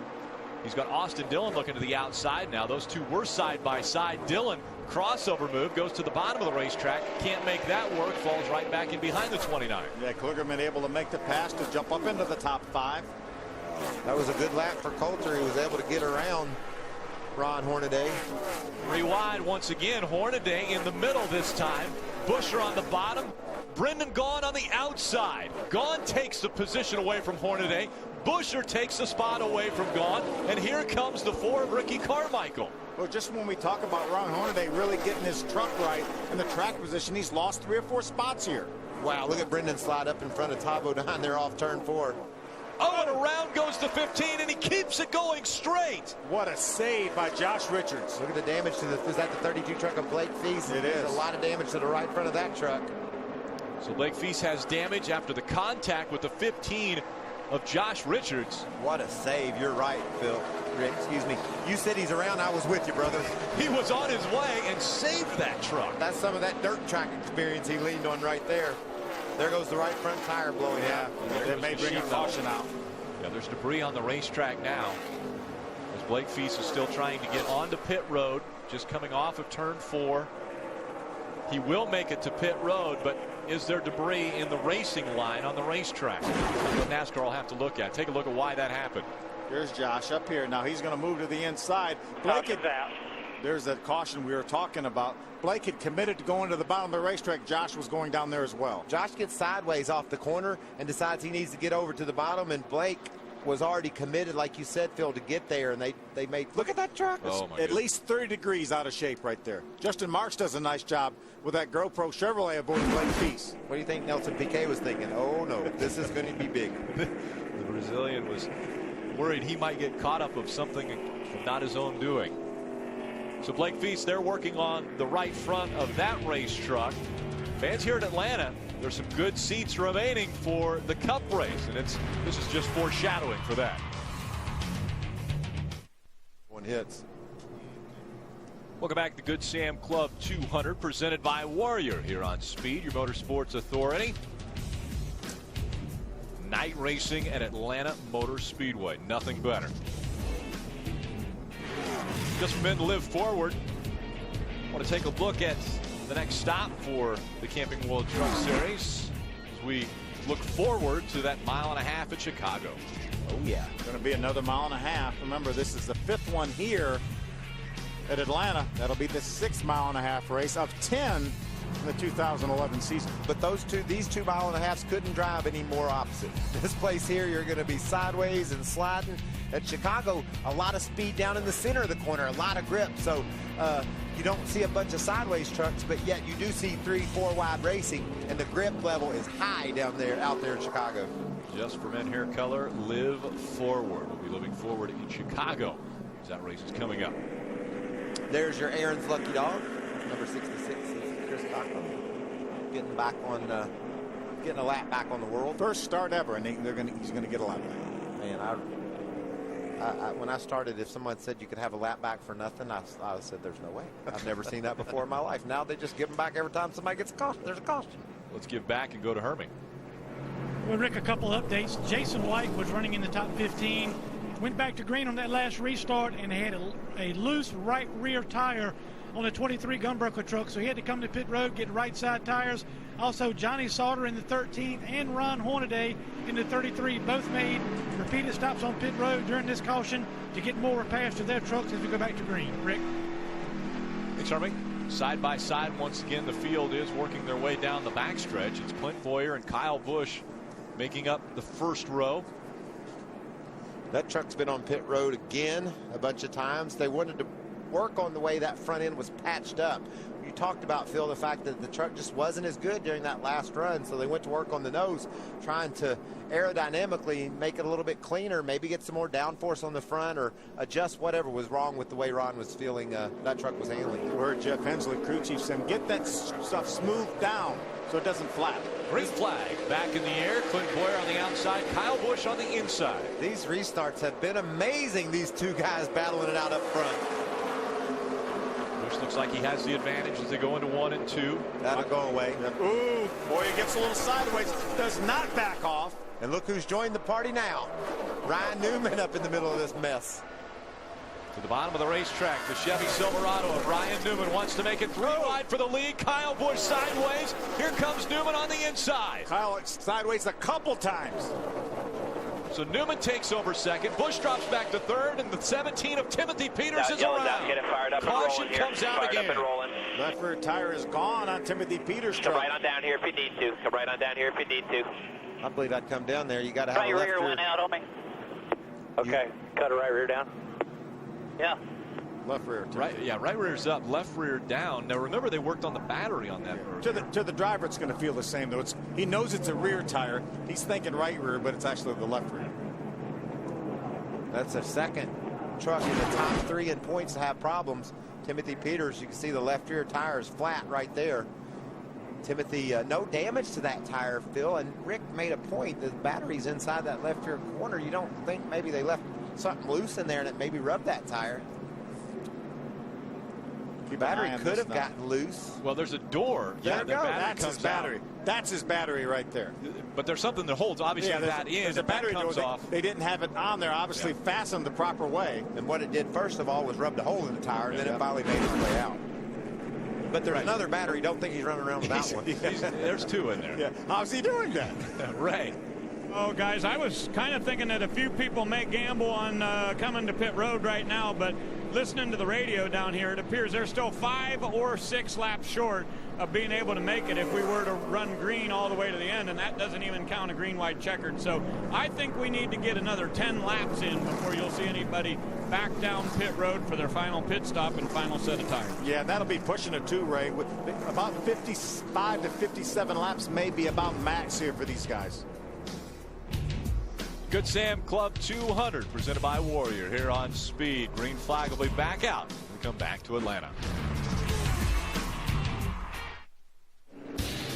Speed's coverage of the NASCAR Camping World Truck Series is presented on Speed by Warrior. On September 9th, family is worth fighting for. Warrior in theaters September 9th. Brought to you in part by the 100% reinvented Ford Explorer. Drive one. In high definition by Funai. Funai, fun and innovative. Experience more at FunaiAmerica.com. And by Aaron's. You don't need credit. All you need is Aaron's. You know, guys, we talk about whether they can make it. They can make it from here. We only have 50 laps to go.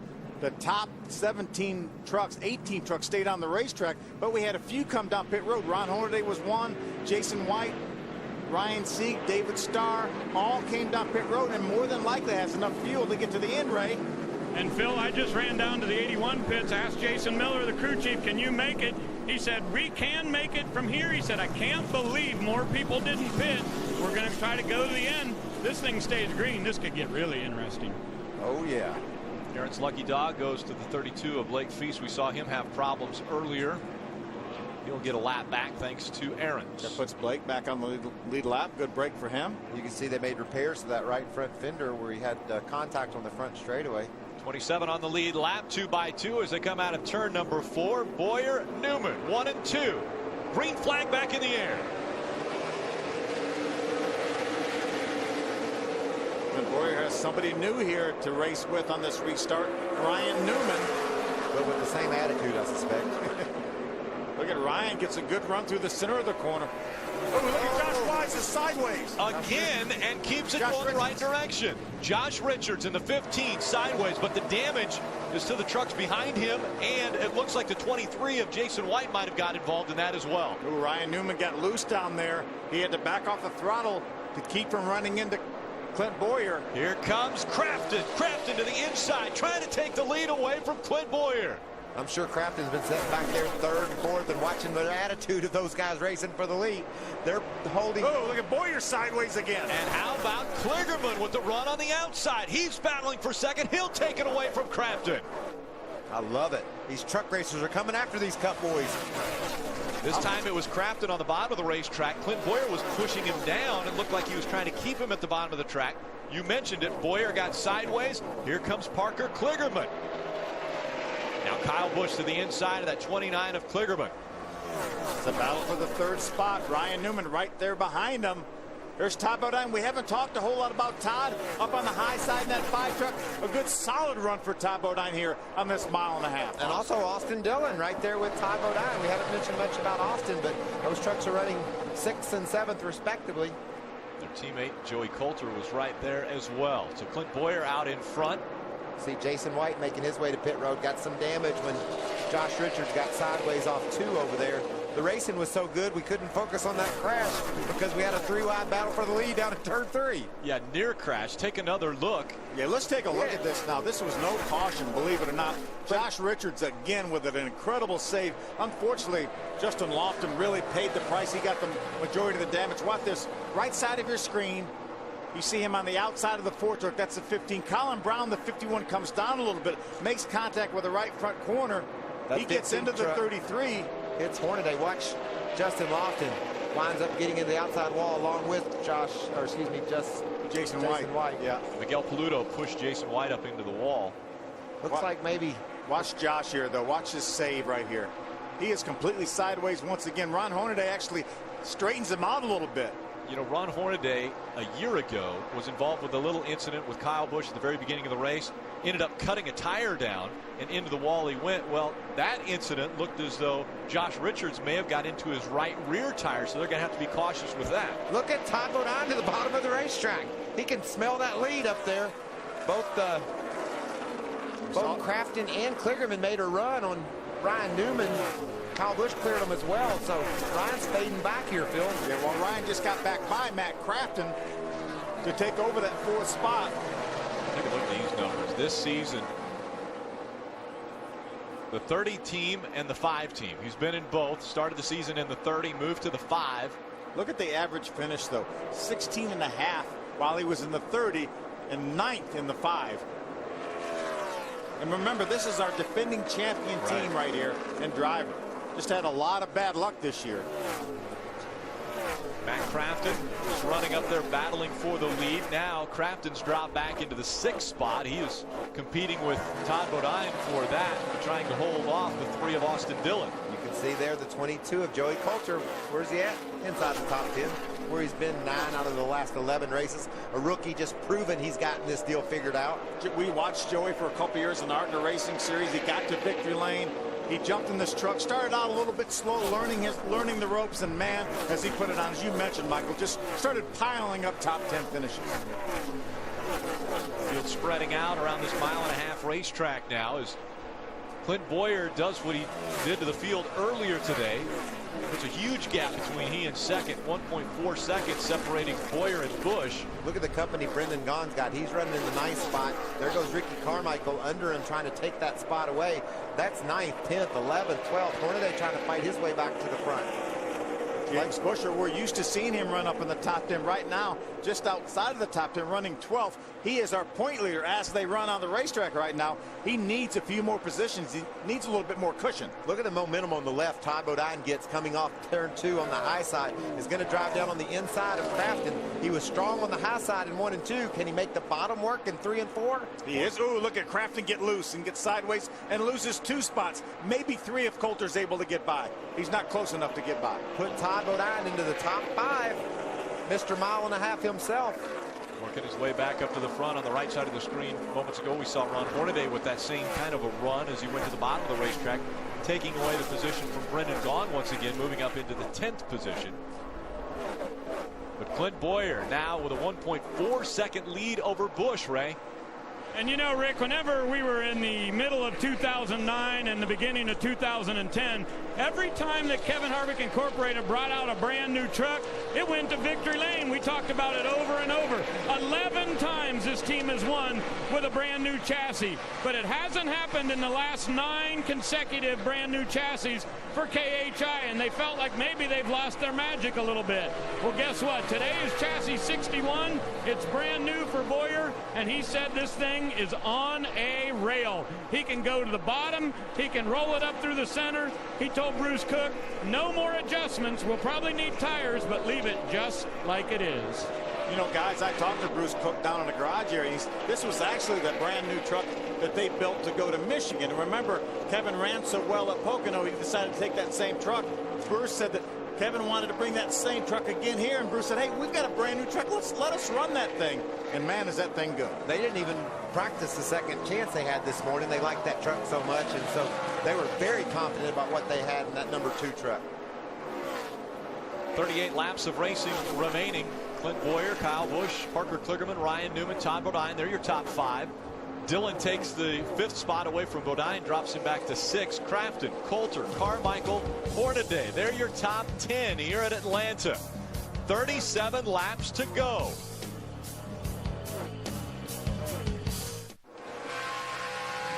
Sunday NASCAR race day heats up hot Atlanta. Martin Truex Jr. and Bristol winner Brad Keselowski join us live. And we'll tell you if this weekend is a must-win for Smoke. NASCAR race day built by the Home Depot from Atlanta. Sunday, 4:30 Eastern, live on Speed. Clint Bowyer out in front. He has a 3.1 second lead now over Kyle Busch.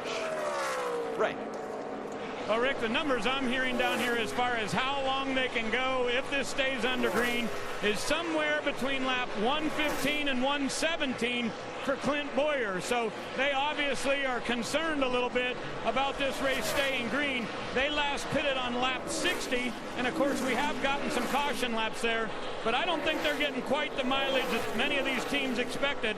A lot of guys saying 48 laps is about all they can do. So I expect Bowyer back down pit road here in the next 10 or 12 laps. Guys, we've had 13 caution laps since lap 60, the last time these guys were on pit road. And if you do the old 2-for-1 theory, that would put them theoretically pitting on lap 73. That would leave 57 laps to the end of this race.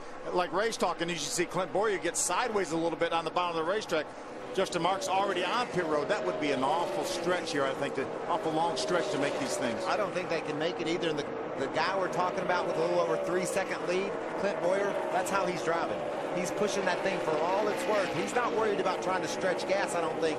I believe he's trying to get as big a lead as he can get on all these guys, maybe that already pitted. Hopefully he can make that pit stop and get back out ahead of them. But that ain't happening. Hornaday's already up to the 9th spot. And we know he can make it on gas. He pitted 15 laps after them. Yeah, he pitted on lap 75. Perfect.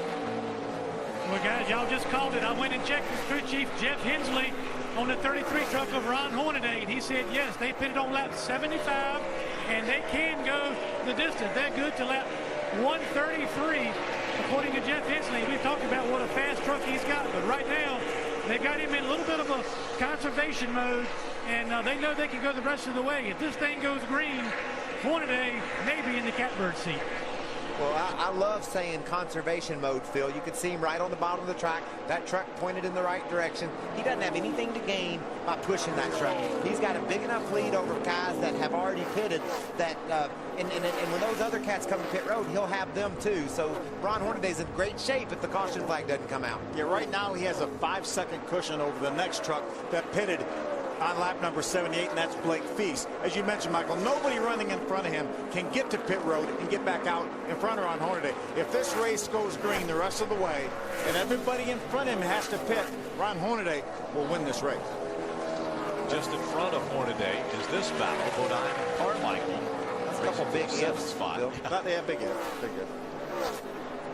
Ricky Carmichael, after winning his first career pole in the Camping World Truck Series, looked as though he was biding his time, and now is starting to charge toward the front. He's taken 7th away from Bodine. He's made a lot of nice passes here in the last 10 or 15 laps. I love this race Ricky Carmichael's running. We watched him get a little bit anxious on the start there, tried to cut Boyer off, and it almost cost him his truck.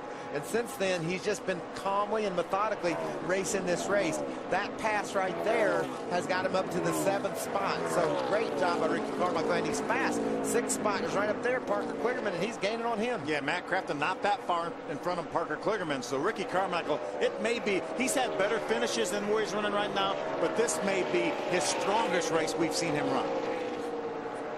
Speaking of strong, Clint Boyer, a 5.3 second lead over Kyle Busch and the field. Newman, Dillon, and Crafton, your top 5. I'd like to see him. Coming up next, Speed Center with Adam Alexander, CenturyLink.com, your link to what's next. What could be next if we don't have a caution, pit stops, is pit stops. That's what Clint Boyer has to worry about. I think there's a lot of them right now worried about it. About 16 trucks in our top 20 right now are worried about it. All of them pitting last on lap number 60. You think Clint Boyer likes the bottom of the racetrack? He's not even staying on it all the way. Down under that yellow line. We talked about all the different grooves. Look, here comes Kyle. The top 8 pitted on lap 60. Kyle Busch has decided now is the time for his truck to make its way onto pit road for his service. And I think what we're going to see is the 2 truck will be in the next lap, Hermie. Yeah, Eric Phillips bringing Kyle Busch in for his final pit stop of the night.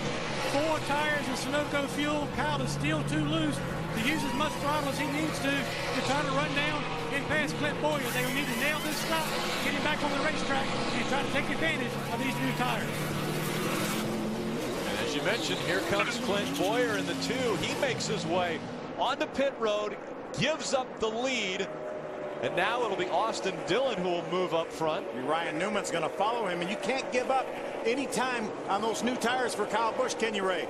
Oh, absolutely not, Phil. They could have gone 3 more laps, but soon as they saw the 18 come to pit road, Bruce Cook said, come on, next time down. Ryan Newman was in that same situation. They could have gone to lap 117. They're going to put 4 tires on Boyer's truck here. Looks like he's been using the brakes a bit there. A good bit of smoke coming out. Boyer will be the first to get away. Newman's going to go with 4 tires here on his Realtree Chevrolet. They get those done pretty quickly, and a little bit of a wedge adjustment in the left rear as they go back to the racetrack. 31 is in also. We see the James Busher truck. They came down. Did they get 4 tires or 2, guys? Look like 4 tires for that 31 truck. Here's Matt Crafton. He's getting right side tires. Will they go around to the left too? What are you thinking, Hermie? Well, these guys are a little bit free. They're doing the same thing. They're trying to come in. 4 tires, Sunoco fuel, air pressure adjustment, and they pumped up the tires a little bit for this last run, right? Front pit stall, you see Ricky Carmichael. They go to work on the right side. Just a little bit of extra time there in the right front. Looked like maybe a lug nut may have hung up there a bit.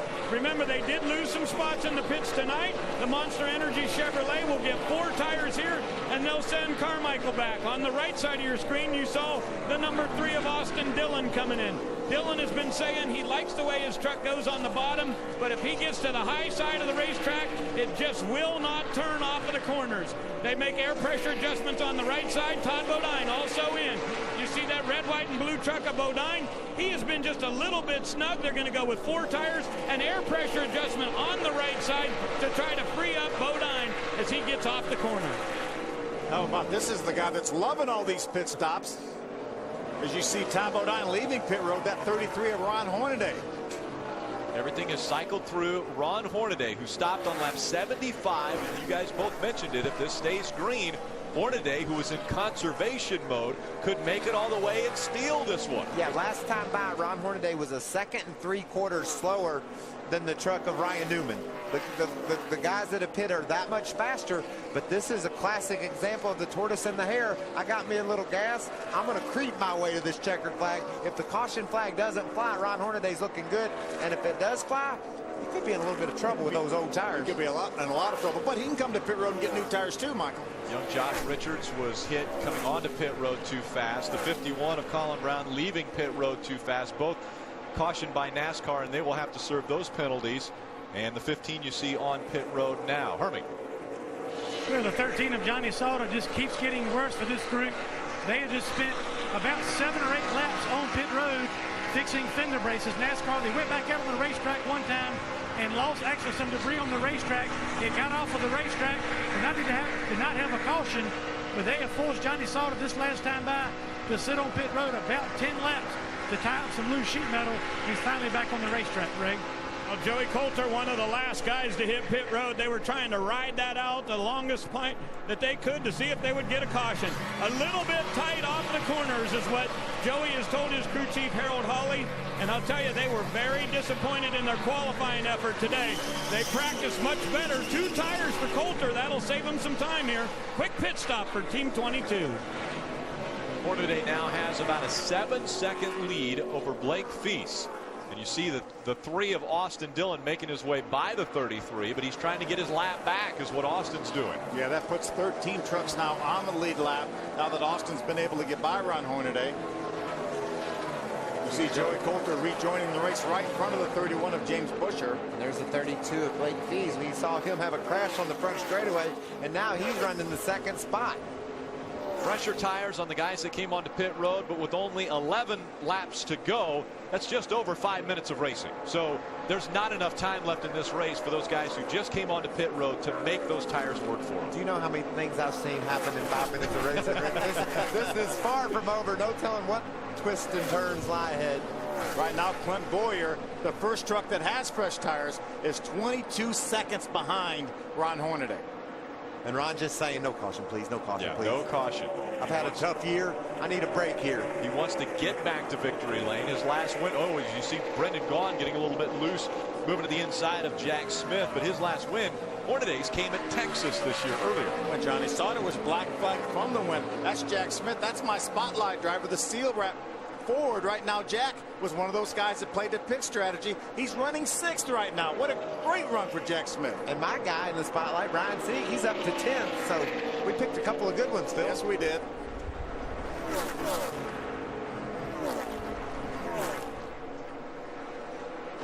Hornaday just trying to put a lap on my guy.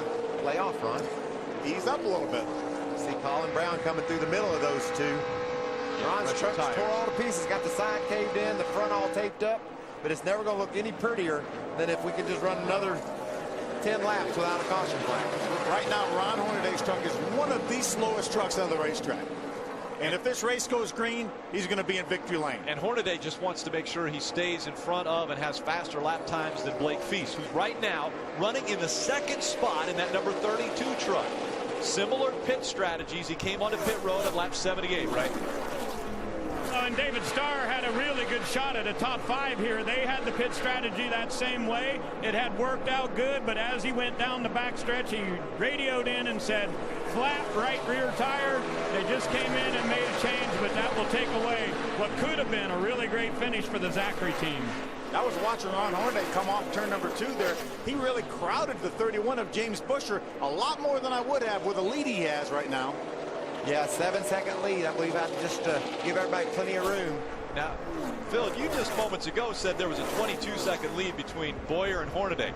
Right now, 15 seconds. Oh, yeah. 7 seconds have been knocked off of that lead. He's killing him right now. Ron Hornaday's last lap was a 34.70. Clint Boyer's last lap was a 32.30. That's 2.5 seconds. We've got 7 laps to go. If he can do 2 seconds a lap, he can catch him. He can catch him. He's under 14 seconds, the separation between those two. Chris Fontaine in the 84 coming off the racetrack now. I think he's out of gas right now. Chris Fontaine, he was another one of those guys that pitted back on lap number 63. Is that speed orb or smoke out of that truck? I think it's just some dust down on the bottom of the racetrack. You're right, Phil. This we can figure out a way to make it dramatic any way you want, because Ron Hornaday lost another 2 seconds just about that last time by. You do the math on it, that puts Clint Bowyer right on him when they come for the white flag. 12 seconds separate Bowyer and Hornaday, but he's clicking off almost 2 seconds a lap, and we only have 5 laps to go when he gets to the stripe. That was a second 6/10 that last lap. You can see it's just the distance of the third and fourth turns is what Clint's behind Ron. Ron was coming off 4 when Clint was going into 3. See how much he picks up this time. 34.30 that last lap for Ron. 32.86, a second and a half again. A second and a half's not going to do it. He's going to need more than a second and a half. Hornaday, 34.323 last time by the stripe. When he goes by this time, it'll be 4 laps of racing to go. The difference between he and Blake Feast still 5.7 seconds. And Ron Hornaday's out there struggling with 50-lap-old tires. He's saying, are you sure? Are you sure we're leading this race and we're going to win it? There's no way. I don't see it happening, but that's exactly what's going to happen if the caution flag don't fall. There is a damage. Number 32, Blake Feast, was involved in an incident earlier tonight, but looking to get a career best finish in the Camping World Truck Series. Nashville, he finished 12th. That's the best he's ever finished in a truck. What a great opportunity for that young man to get him a good finish here. Now, Clint Bowyer may more than likely will be able to catch Blake Feast. And Kyle Busch right now is only 1 second behind Clint Bowyer. That's the closest he's been in a long, long time. Check out this battle for Ricky Carmichael. He's been solid all night long. Finds himself right now in the 10th spot. James Busher in 11th. Excuse me. Yeah, he's driven up to 11th right behind Carmichael. Got by the 9 of Max Pappas. Just 2 laps of racing to go when Hornaday gets back to the stripe. 3 miles remaining in Atlanta for the Camping World Truck Series. With all the trouble that Johnny Saunders had, that James Busher, he has got our point lead by 11 points. So every spot he can grab, he knows is so important to try to put some distance between he and Johnny Saunders while Johnny's having a bad night. Here's your battle for second. It's not going to be much of a battle, is it? Not going to be a battle at all. Blake Feast with 50-lap-old tires. Right now, Clint Bowyer's tires only have 16 laps on them. Right side of your screen, there's Kyle Busch now. Kyle will also get by Blake to move into the 3rd spot. Not sure he's going to have enough to catch Clint. 4.9 seconds separate Hornaday, who just takes the white flag, and his closest pursuer, Clint Bowyer, 3.6 seconds back. Hornaday digging with everything he's got. Hey, let's give a little call here to Jeff Hensley if Ron Hornaday pulls this thing off like it looks like he's going to. And a call to KHI. They had a fast truck and a slow one. They're going to run 1-2 with them. Hornaday out in front, going through 3 and 4.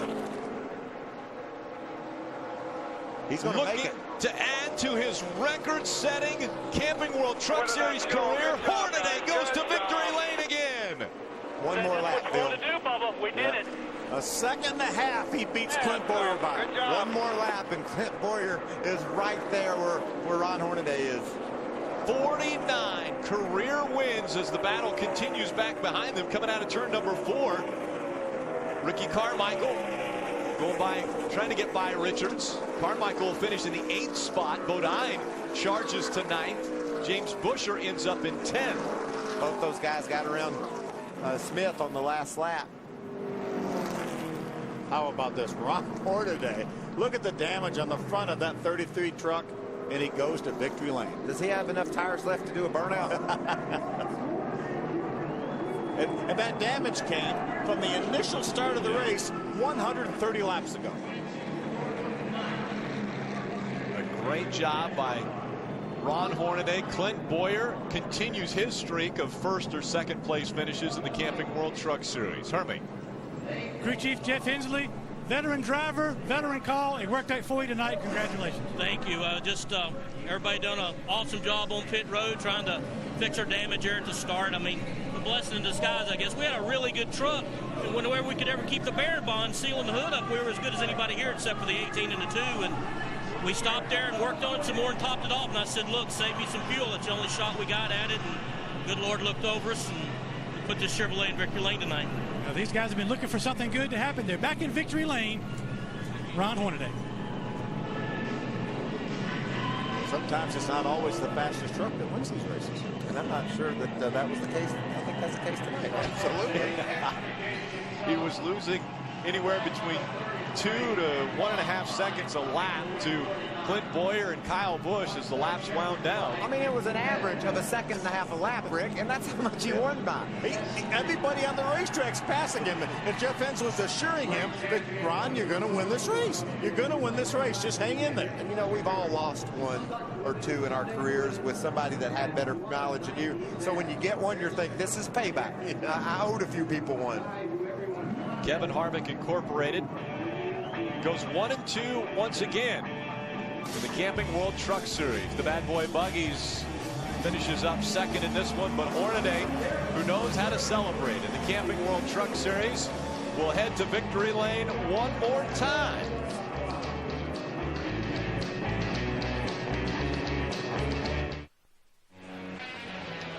Welcome back. The last time Hornaday was in victory lane, the margin of victory 8/1000ths of a second. This time it was 1.5 seconds, but I bet he was counting those seconds down as he got to the start-finish line. Let's go to victory lane and Hermie Sadler. Well, Ron Hornaday staying on top of this truck. These guys have had such a tough season, had fast trucks, one thing after another. It's kept them from victory lane. Ron, I'm sure you've lost a couple like this in your career. It's nice for this team to finally have something go your way. Congratulations. Career victory number 49. Oh, thank you. I got to thank Armored Chevrolet. Everybody that come aboard. I mean, Kroger, Hunt's Brother Pizza, Reams, Chevrolet. Kevin Delaney, thank you. That start of the race, everybody checked up, and I went to the right, and I got the front fender. And these guys never say die, and they just kept on taping it up. And I don't know, I got up to they got me out of the pits real good and got up to 6th, and it's like, man, the thing turned tight. He said, we blew all the tape off. So it's amazing what tape does to these things. But I told him, I said, we ain't got the best truck, but I said, we can win it by fuel mileage. And Jeff made that call right there and run 70-something laps. So I'll take him any way I can get him. That's cool. When you put it on lap 75, number one, Jeff said you could go all the way, but did you have any idea this race would go caution-free for the rest of the night? Did you think you had a chance to win this race? Everything's been going wrong the whole year, so something's got to go right at least once. So not the fastest truck, but definitely these guys never say die. And I ruined another good truck, but we'll fix her up and take it in a couple weeks. That's Ron Hornaday. He's in victory lane, career victory number 49. Ray? Well, Hermie, when we look at the stats in this series, 25 times we've had teammates finish first and second, and 5 of those now belong to KHI. But I know, Clint Bowyer, you're a bit disappointed. You had a dominant truck tonight and didn't get the victory. Well, of course you're disappointed, but, you know, what a great run. You can't ask for any more out of a truck or a team. This Bad Boy Buggy Chevrolet was fast all day long. It's been fast every time we've been in it. We won in it at Kansas at home. We just got out-snookered there. You know, you can't outrun strategy, but we were the fastest truck here. How about the battle between you and Kyle Busch throughout the night? I mean, it had to have been 35 laps where you guys were dead side by side. Yeah, it was. It was a lot of fun. I mean, you know, you get to the outside of them, you're slip and sliding around pretty big time out there. You know, it's kind of no man's land. You don't want to go out there, but you know you got to go out there to complete the pass. You're like, oh, boy, here we go. Let's see what she does. And, you know, thankfully we was able to make a couple passes up there. But, you know, Kyle's a great driver. It's a lot of fun to be able to drive, you know, hard with somebody like that. And, you know, the old Bulldog got up underneath of us that one time. I was like, oh, no, that would be Ryan Newman. But it's a lot of fun tonight, just come up short. All right, a second-place finish. KHI goes 1-2, and Bruce Cook said, I couldn't take a chance of pitting back then. Clint Bowyer said, well, I think I could have. Truck regular upsets the big 3 here.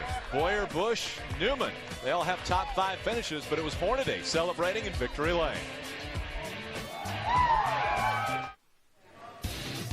The NASCAR Camping World Truck Series is presented on Speed by Warrior. September 9th, family is worth fighting for. Warrior in theaters September 9th. Brought to you in part by Camping World, Good Sam RV Club. Everything you need for the RV lifestyle, including RVs, accessories, warranties, insurance, roadside assistance, and more. by the Roundup brand. Kills weeds to the roots so they don't come back. And by Just for Men hair color. Look forward. Take a look at our Ford point standings after 17 races. James Busher takes over the top spot. And I'm going to mention it again. He has only raced in 16 of the 17 races. That's an amazing fact. It's the first time that James has led the points in his career. And just to have the fact that he didn't race once and still has a point lead. We've got us a 4-horse battle, though, guys.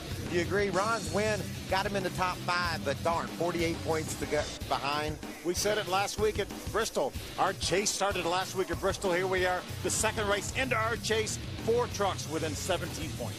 Ray, you're with a guy who's had a couple DNFs, but tonight a pretty strong run. Yeah, the last couple of weeks have been a little bit of a struggle for Kyle Busch, but I'll tell you what, I had a lot of fun watching you tonight because about every time I looked up at turn 4, that thing was dead sideways. Yeah, it's typically my way around here. I try to tighten it up and get it tight, but it won't run past me in that way. So guys did a great job on the Dollar General Tundra tonight. You know, we were second best truck. You know, that's all we had to the 2, but certainly we gained on it there on the last stop. When we had the green flag pit stop, you know, we had a good stop, and we started making up ground. We ran him down. You know, I couldn't even see him before, and then I ran him down a little bit and got back to him, but didn't have enough to get by him. But just want to let everybody know the Race In to Win sweepstakes are going on at Dollar General, so head on over to your local Dollar General store and enter for your chance to come on out to Champions Week in Vegas. All right, Kyle, and I want to ask you about the difference on this particular racetrack. It seems like the tires wear out fast, and we saw a lot of slipping and sliding, but the trucks, very different than the cars. So what do you learn from tonight to help you be better throughout the weekend? You know, I think the biggest thing is just understanding how hard to push the cars in the beginning of the run, or trucks in the beginning of the run, and how much that's going to hurt you on the long run. You know, on those restarts, you know, we're flat out sideways with each other and pushing as hard as we can, and you seem to burn your tires off faster, and then they start getting away from me, you know. But then on that last run in the race, I could kind of run them back down because I wasn't battling everybody. You know, I had my own racetrack, and I didn't have to worry about people. So, you know, we had a good night, but certainly hopefully we can carry that on throughout the weekend. Also want to say hey to the kids that are here with the Kyle Busch Foundation from the Carey Steel Farm Home and Pitts Home here in Atlanta. Well, thank you for bringing them. That was great, and we had a blast watching that 18-2 running side by side all night. And Hermie, how about another guy with a fantastic top 5? Well, I wanted to show you the right front tire on Blake Feeks' truck down to the cords, which is nursed it to the finish. Career best finish. Congratulations on a great night. Thank you. We had a rough day. At the driver's meeting, I didn't know what to think. I thought I didn't know what I was doing. The crew was down, and Doug and the guys changed it around. When we took off, we had a great truck all night. I thought I ended our night when I got into the 15 or whoever that was. We about wrecked on the front stretch, and they put a fender on the thing, and we were able to drive back through there. So thank AccuDoc Solutions and Mr. Turner and everybody for giving me the shot. It feels great. That's Blake Feeks. He finishes 4th tonight. Rick? Great run. That incident he was talking about, it was the 15. Josh Richards just in front as he went down. Richards gets completely sideways, keeps it straight, and there was no caution after that little contact. Yeah, and look at the damage to that 32 truck of Blake Feeks. And as he mentioned, Doug George and the guys jumped on that thing, put a front fender on it, and he ends up with a top 5. Best career finish for Blake Feeks. Nice job. I believe Blake had to have Aaron's lucky dog to pull that off, and got the lucky dog and took advantage of it. Top 5, awesome run. Very impressive finish.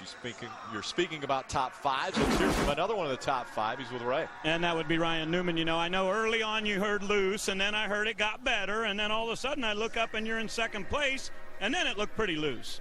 Yeah, we were loose all night and kept chasing the racetrack a little bit and the truck, but just got to thank Realtree and Brant and everybody at Turner Motorsports, Steve and his wife, and everybody that pitched in and made this a special deal for this local family. And we didn't get what we wanted, but man, we had fun. We raced really hard. Got the lead for about 30 feet, I think it was, going into turn 3 over there. But just had a lot of fun. And like I said earlier, this was Bo's seat. This is the seat that he would have been in here had God not come take him off this earth and put him someplace else. But just really proud to be here and have all the family and friends around. You know what they say, if at first you don't succeed, try again. Maybe you ought to come back and play some more. Well, I've got a pretty good average in the truck series, so we'll see what Mr. Turner wants to do next. All right, so Ryan Newman's got a win, a couple of 4ths, and now a 5th to add on to it, guys. Yeah, pretty impressive runs anytime he gets in behind the wheel of a Camping World Truck Series truck. All Clint Boyer knows how to do is finish first or second. That's what he's done all year. And that's not a bad thing. We'll be back with more from Atlanta after this. Welcome back. The Good Sam Club 200 in the books now as we look at our Warrior unofficial results for today with his 49th career win. Clint Boyer, as you mentioned, either finishes first or second every time he gets in one of these trucks. Kyle Busch, another strong top 5, and really, really happy for Blake Feast in that 4th place run. Yeah, and also for Ricky Carmichael down in 8th. What a solid performance from the toss of the green flag all the way to the checkered. I was impressed with Ricky tonight. Big night for Jack Smith. Yeah, great job for Jack Smith. He ends up with a 11th place finish, his career best. Ryan Sieg, another truck that parlayed that fuel strategy late in the race to get a top 15 finish. Great job by Ryan and his team. David Starr back at 17th had the same strategy, but ends up with a flat tire late in the going. Takes him out of a top 5 finish. Jason White got tangled up in the crash off turn 2. Certainly set him back. Johanna got involved in something down in turn 3. A truck slowed to come to pit road, and she hit the back of him. So everybody see down here didn't quite get to the finish. That's a beautiful moon, Rick. Under the lights at Atlanta Motor Speedway, a lot of craziness happening on the racetrack, and one of the benefactors tonight was James Buescher, new points leaders with Hermig. Well, a 10th place finish, I'm sure not exactly what you wanted, but the good news is you come out of here with the points lead as well. Congratulations. Well, thank you, but you know, we struggled a lot today. You know, we struggled in practice. We found a little bit of speed at the end of practice and found some speed for qualifying, qualified up in top 3, but you know, we struggled all night. We ran between 10th and 15th all night long, it seemed like, and you know, it's cool to have the points lead, but at the same time, we got to run better than we did tonight to even have a shot at winning the thing. So, you know, the guys fought hard. I don't think we even had a 10th place truck, so to come out of here 10th was a relief. Keep this top 10 streak going, but you know, everybody at XI, Dollar General, Great Clips, everybody at Turner Motorsports, Brandt, sticking behind us, and hopefully we can win a championship for them all, but definitely have to run better than we did tonight. That's James Buescher. They got the points lead, but he knows he needs some more speed to keep it there. James Buescher has the points lead, but I'll remind everyone, no one has ever won a championship in NASCAR without winning a race. And James Buescher still hasn't been to victory lane in his career. Well, remember, this is different now this year, too, because in years past, you know, the other guys aren't eligible for points here in this series now like they were before, like a Kyle Busch, even though he doesn't run all the races.